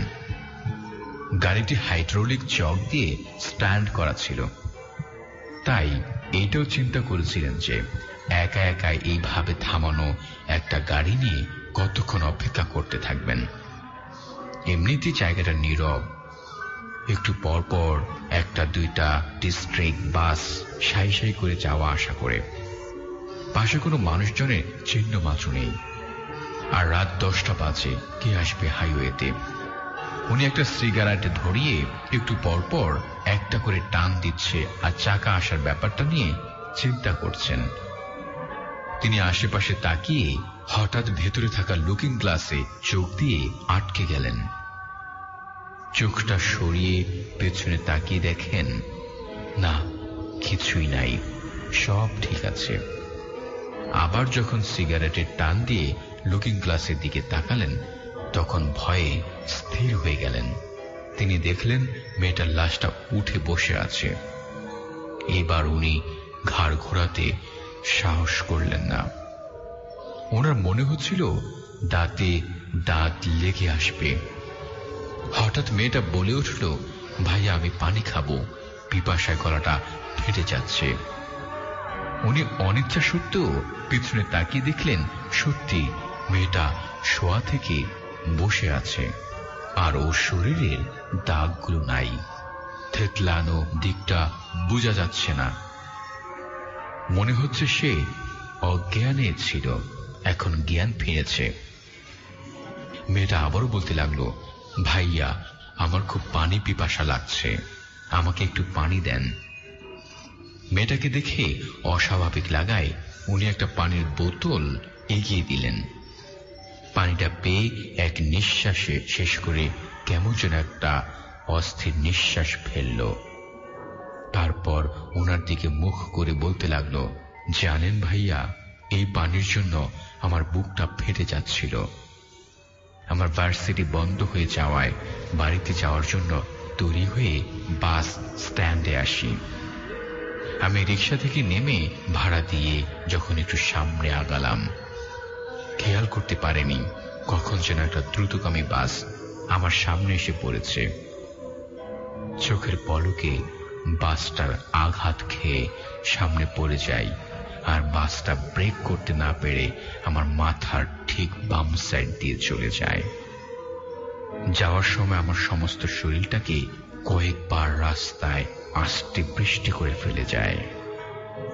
অ্যাক্সিডেন্টের বেশ কিছুক্ষণ পর পর্যন্ত জীবিত ছিলাম। চিৎকার করে বলতে পারিনি, আমাকে কেউ পানি দাও, পিপাসা আমার গলা ফেটে যাচ্ছে। খুব শব্দহীন আর্তনাদ করে পানির জন্য ঘুমড়ে কেঁদে উঠেছিলাম, কিন্তু আমাকে এক ফোঁটা পানি কেউ দেয়নি।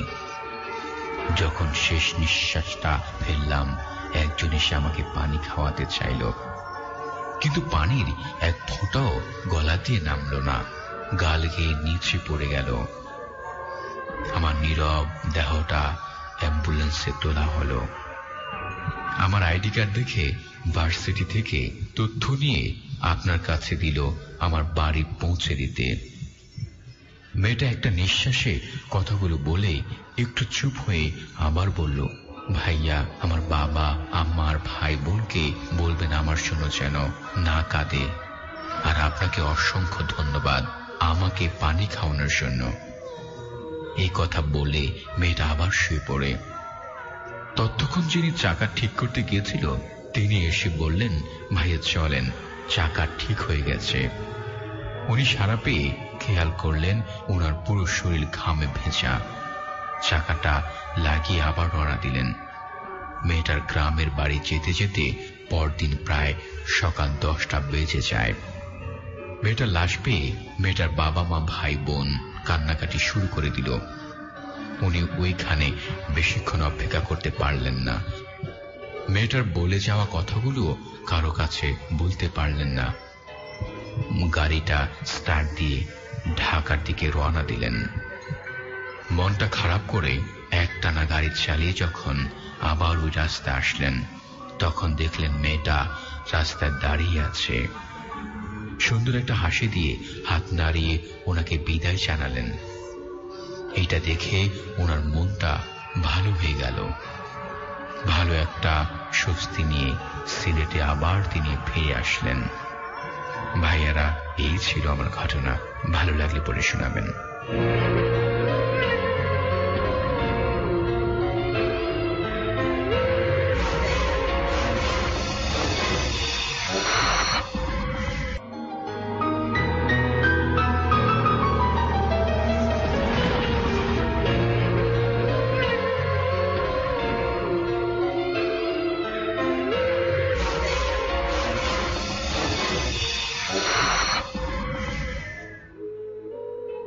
আমি হাসান।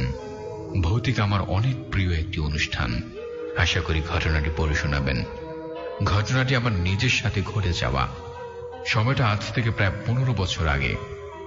তখন আমরা আমাদের বাসা পাল্টাই। তা বাসা পাল্টাচ্ছি মনে অনেক আনন্দ। নতুন বাসা, নতুন ঘর, কিন্তু জানতাম না যে এই খুশিতে অন্য কিছু অংশগ্রহণ করবে। নতুন বাসায় 10 থেকে 12 দিন পার হওয়ার পর আমি বাসার ছাদে হাঁটতে যাই। তখন আমার বয়স 6 বছর। আমি ছাদে প্রস্রাব করি। তারপর থেকে শুরু হয় আমার জীবনের কিছু কঠিন সময়। সেদিন রাতে আমি ভীষণ পাগলামি করেছিলাম, সবাইকে মারছিলাম। রাতে সবাই বেশ আতঙ্কে কাটায়, আমি ব্যতীত। পরের দিন আমাকে স্কুলে নিয়ে ভর্তি করা হয়।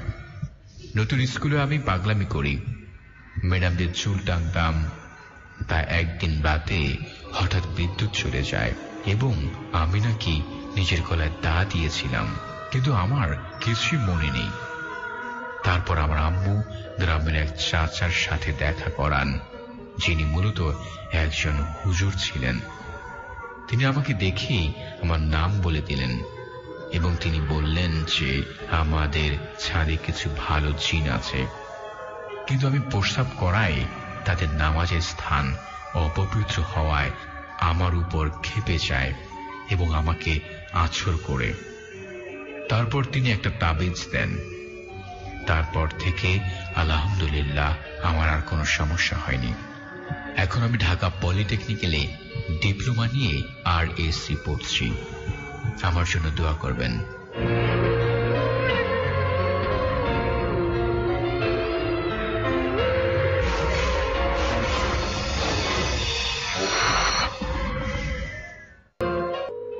আজকে আমি আমার জীবনে ঘটে যাওয়া একটি ঘটনা সবার সাথে শেয়ার করছি।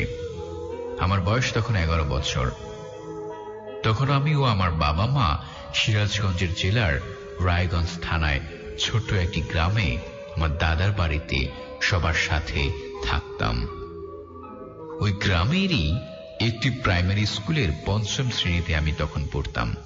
এবার আমি আমার আসল ঘটনায় আসি।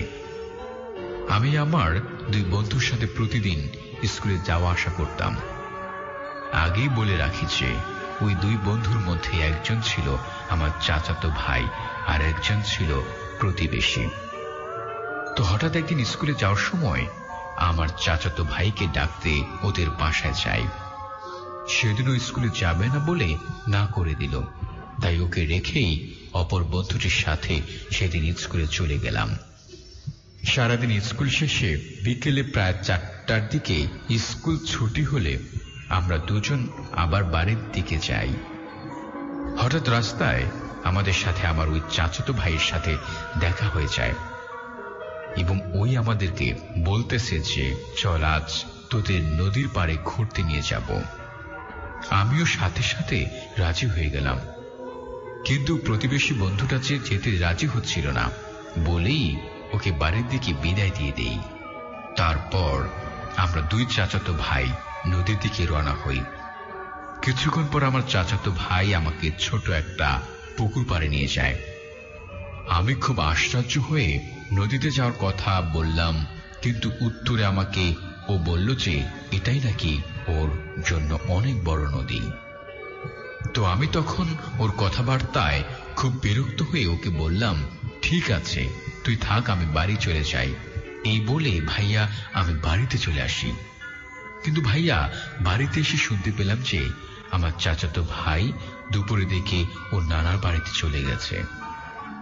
তখন ভাইয়া আমি অনেক ভয় পাই এবং ওই ঘটনার ছেলেটা তাহলে কে ছিল, কেন আমাকে ওই পুকুর পাড়ে নিয়ে গিয়েছিল, কে বলেছিল যে ওটা ওর জন্য অনেক বড় নদী।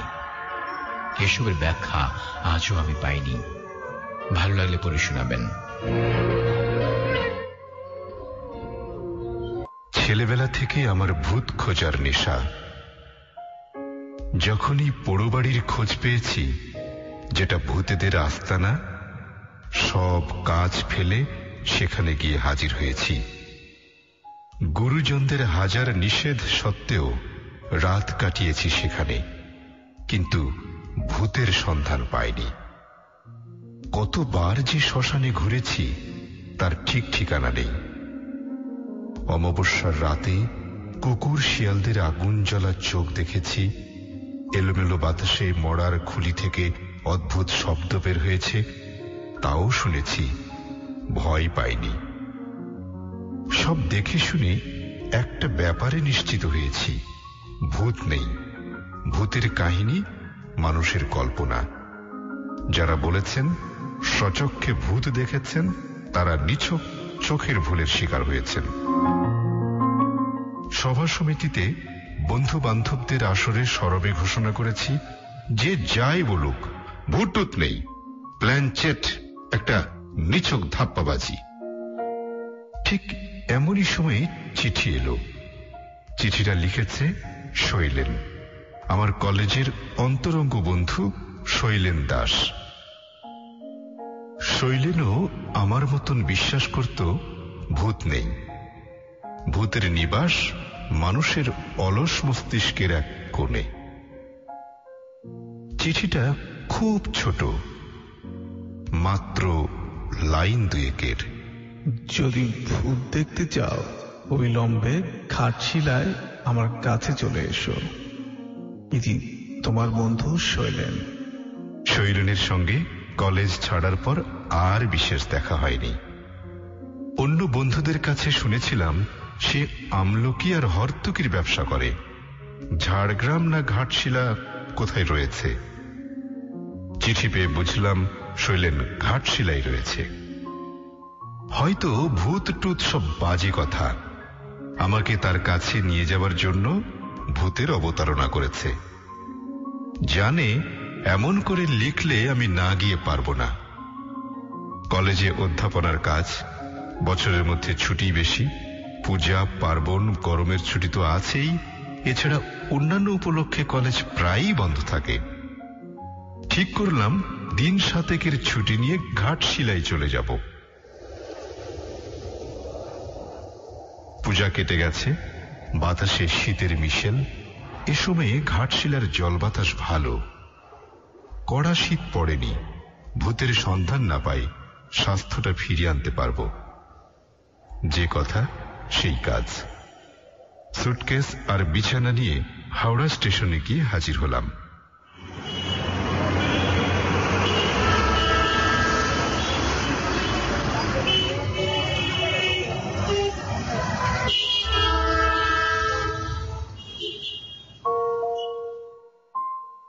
ছাড়ার দেরি ছিল।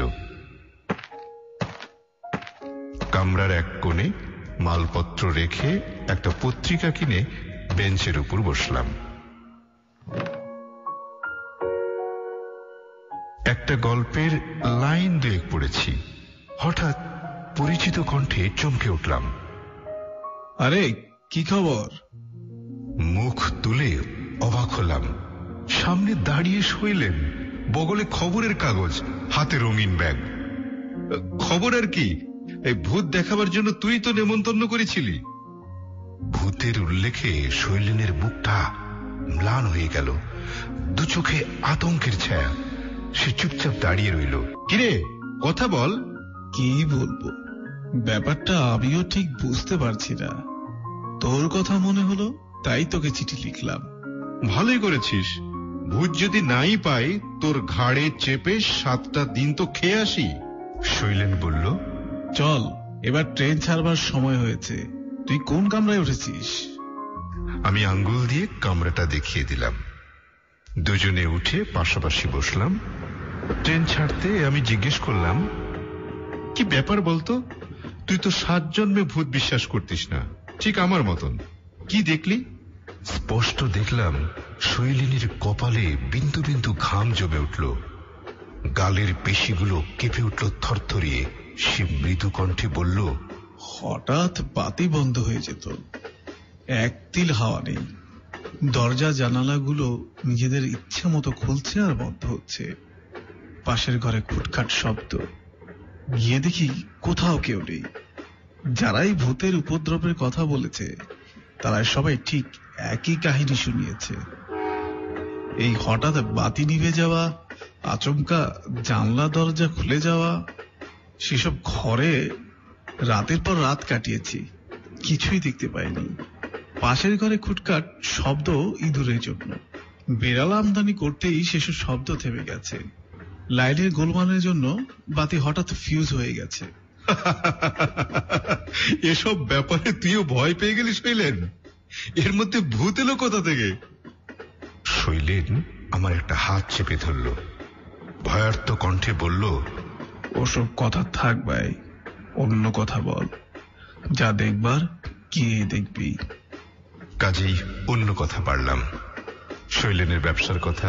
তারপর তোর ব্যবসা কেমন চলছে বল। শৈলেন বলল, প্রথম প্রথম তো বেশ ভালোই চলছিল। আমলকি আর হর্তকি কোনটাই কিনতে হতো না। ট্রাক নিয়ে জঙ্গলে গিয়ে সির্ফ পেরে নেওয়া, তারপর সেই ট্রাক বড় বাজারে নিয়ে আসা। ইদারিং মুশকিল হয়েছে। কি মুশকিল? যারা সব জঙ্গল ইজারা নিচ্ছে তারা জঙ্গলে ঢুকতে দিচ্ছে না। আমলকি হর্তকি চালান তারাই দিচ্ছে। কিনতে গেলে এমন দর হাঁকাচ্ছে যে আমার পোষায় না। তাহলে কি করবি? ভাবছি অন্য ব্যবসা ধরবো। কি ব্যবসা? ঠিক করিনি। তুই চল, দুজনে বসে ঠিক করা যাবে। তবে ঘাটশিলায় আর নয়। কেন? না ভাই, ঘাটশিলায় আর থাকতে পারবো না, অন্য কোথাও যেতে হবে। তারপর আর বিশেষ কথা হলো না। দুজনে দুখানা পত্রিকা নিয়ে ব্যস্ত হয়ে পড়লাম। খেয়াল হলো খড়গপুর স্টেশনে আসতে।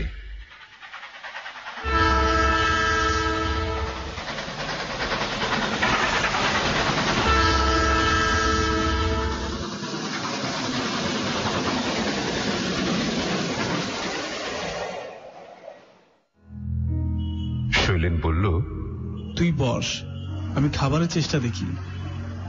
শৈলেন নেমে যেতে কামরার চারদিকে নজর দিলাম। ভিড়ে আমার চিরকালের ভয়। এই ভিড়ের ভয়ে বাইরে বের হওয়া প্রায় ছেড়েই দিয়েছি। ঘাটশিলা চলেছি তাই প্রথম শ্রেণীতে, কিন্তু প্রথম শ্রেণী একেবারে খালি নয়। 4 জনের জায়গায় 6 জন বসেছি। সকলের টিকিট আছে কিনা কে জানে। আজকাল তো টিকিট না করাই রেওয়াজ হয়ে দাঁড়িয়েছে। বাইরে দৃষ্টি দিলাম। খড়গপুর স্টেশন বদলায়নি। খড়গপুরে এসেছিলাম বছর 5 আগে। খড়গপুরে ঠিক নয়, খড়গপুরে নেমে দীঘা গিয়েছিলাম বাসে। স্বাস্থ্যের কারণে নয়, ভূতের সন্ধানে।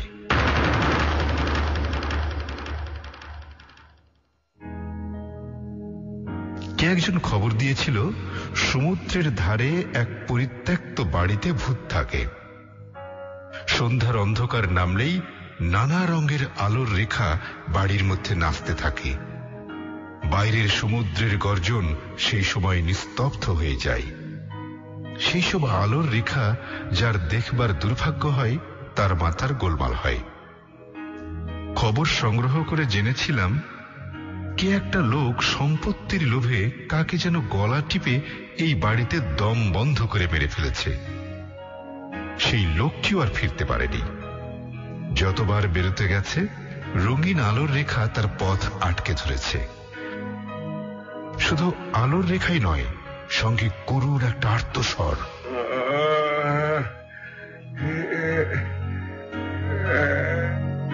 লোকটির মস্তিষ্ক বিকৃত হয়েছিল। অজ্ঞান অবস্থায় অন্য লোকেরা তাকে বাইরে নিয়ে আসে। জ্ঞান হলে তার কথাবার্তা শুনে রাঁচির হাসপাতালে পাঠিয়ে দেয়। সেখানেই কিছুদিন পর লোকটির মৃত্যু হয়।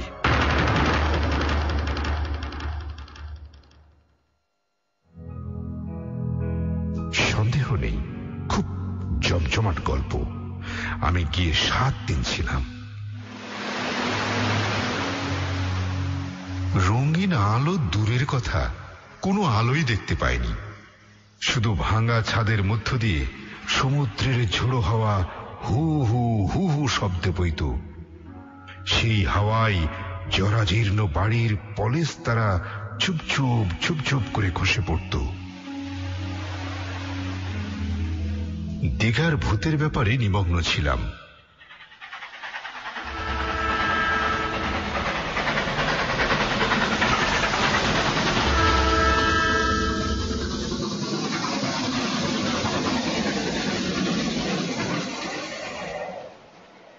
খেয়াল হলো ট্রেন নড়ে উঠতে। তাই তো ট্রেন ছেড়ে দিল, অথচ শৈলেন কোথায়? শৈলেন না উঠতে পারলেই মুশকিল। এই প্রথম মনে পড়ল শৈলেনের চিঠিতে তার বাসার কোনো ঠিকানা ছিল না। অবশ্য তাতে খুব অসুবিধা হতো না। ঘাটশিলা এমন কিছু বড় জায়গা নয়, সেখানে বাঙালিও কম নেই। তাদের কাছে শৈলেন দাসের আস্তানা পাওয়া দুরূহ হতো না। একটু পরেই শৈলেন এসে দাঁড়ালো। কিরে, ট্রেন ছেড়ে দিয়েছে, কোথায় ছিলি? একেবারে গরম ভাজি আনতে একটু দেরি হয়ে গেল রে। ছুটতে ছুটতে হাতল ধরেছি। এই নে খা। শৈলেন প্রচুর গরম লুচি এনেছে। লুচি আর তরকারি খাওয়ার পর ভর পেটে বেশ একটু ঢুলুনি এলো। যখন চোখ খুললাম তখন ট্রেন ঘাটশিলা স্টেশনে ঢুকছে।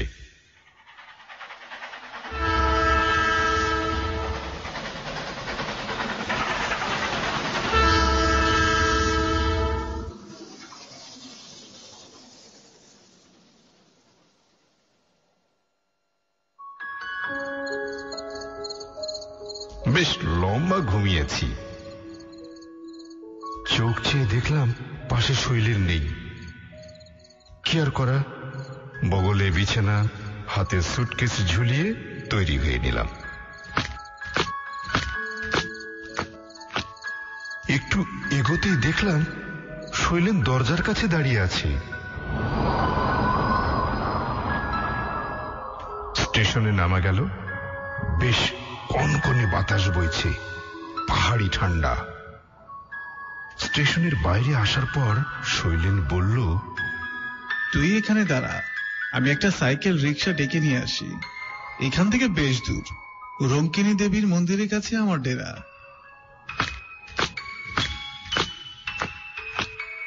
শৈলেন সিঁড়ি দিয়ে বাইরে নেমে গেল। আবছা অন্ধকার, তার মধ্যে দিয়ে দেখলাম প্রচুর সাইকেল রিক্সা গাদাগাদি করে দাঁড়িয়ে আছে। গোটা 3 ট্যাক্সিও রয়েছে। 10 মিনিট, 15 মিনিট, 20 মিনিট কাটল, শৈলেনের দেখা নেই। আশ্চর্য, সাইকেল রিক্সা ডাকতে এত দেরি কেন হবে? আধ ঘন্টা কাটবার পর বিরক্ত হয়ে মালপত্র নিয়ে বাইরে এসে দাঁড়ালাম। বাইরে তখনও গোটা ছয়েক সাইকেল রিক্সা দাঁড়িয়ে আছে। একজনকে জিজ্ঞাসা করলাম, দেবীর মন্দির চেনো? হ্যাঁ হুজুর, ওই যে বইঠে। সাইকেল রিক্সার চালক হাত থেকে বাক্স বিছানা নিয়ে পাদানিতে রাখল। দরদস্তরও করতে দিল না। উঠে বসলাম। শৈলেনের অদ্ভুত আচরণের কোনো অর্থ খুঁজে পেলাম না। এ ধরনের রসিকতা, অভদ্রজনিত আচরণ দেখা হলে সেটা বলে দেব।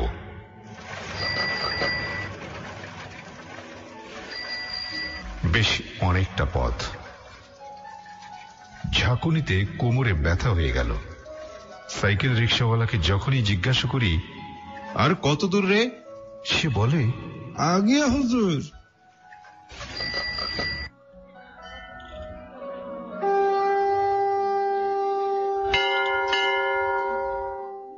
অবশেষে মন্দির নজরে এলো। তার কাছে একতলা একটা বাড়িও দেখতে পেলাম। আর যখন আর কোনো বাড়ি নেই, তখন ওটাই শৈলেনের আস্তানা হবে। সাইকেল রিক্সার ভাড়া মিটিয়ে বাক্স বিছানা নিয়ে দরজার সামনে গিয়ে দাঁড়ালাম। হাত দিয়ে ঠেলতেই দরজা খুলে গেল।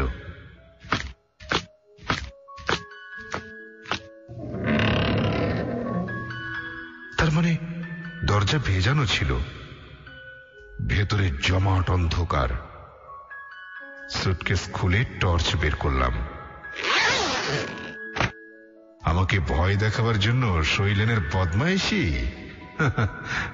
আমাকে ভয় দেখায়। আগে ভাগে চলে এসে বাড়ির মধ্যে ঢুকে কোনো ফোন দিয়ে আসছে বেটা।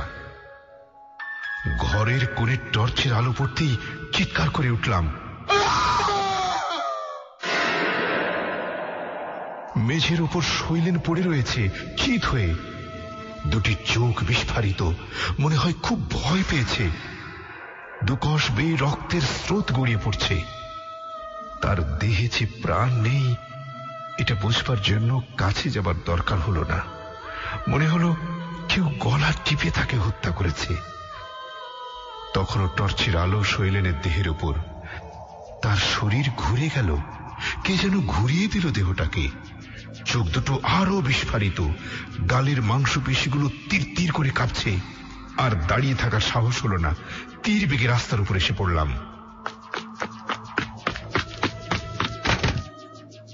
ঠিক সেই সময় রাস্তা দিয়ে একটা মোটর ছুটছিল। আর একটু হলে মোটরের তলায় পড়তাম। চালক ক্ষিপ্র হাতে মোটর থামিয়ে জিজ্ঞাসা করল,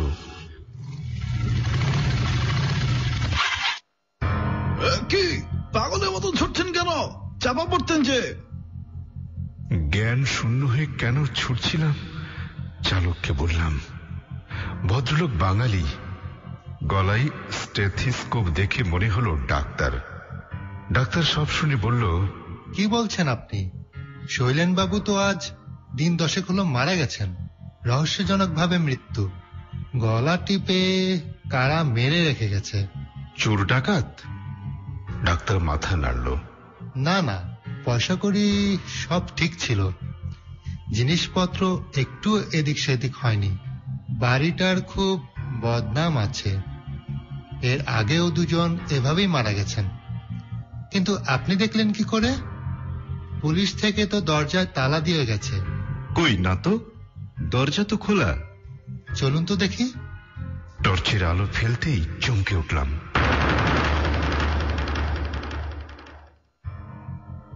দরজায় বিরাট আকারের 2 তালা। ডাক্তার এ নিয়ে আর কিছু জিজ্ঞাসা করল না, শুধু বলল, স্টেশনে যাবেন তো? চলুন, আমি ওই দিকেই যাব। রাস্তায় একটি কথাও হলো না। কোনো কথা বলবার মতন মনের অবস্থা আমার ছিল না। শৈলেনের বিভৎস 2 চোখের দৃষ্টি আমাকে মুখ করে ফেলেছিল। প্ল্যাটফর্মে বেঞ্চের উপর বসলাম। জানি আমার কথা কেউ বিশ্বাস করবে না। যে লোকটা 10 দিন আগে মারা গেছে, সে হাওড়া থেকে ঘাটশিলা পর্যন্ত আমার সঙ্গে এসেছে নিজের মৃতদেহ দেখাবার জন্য। এমন আজগুবি কথা কে বিশ্বাস করবে? দরজায় তালা আটকানো, মৃতদেহ কবে স্থানান্তরিত হয়ে গেছে, অথচ টর্চের আলোয় শৈলেনের সেই বিভৎস রূপ কি করে দেখলাম? ঠান্ডা কনকনে হাওয়া, কানের পাশে মৃদু কণ্ঠ, অবিকল শৈলেনের গলা। আমরা আছি, আমরা আছি, অবিশ্বাস করো না।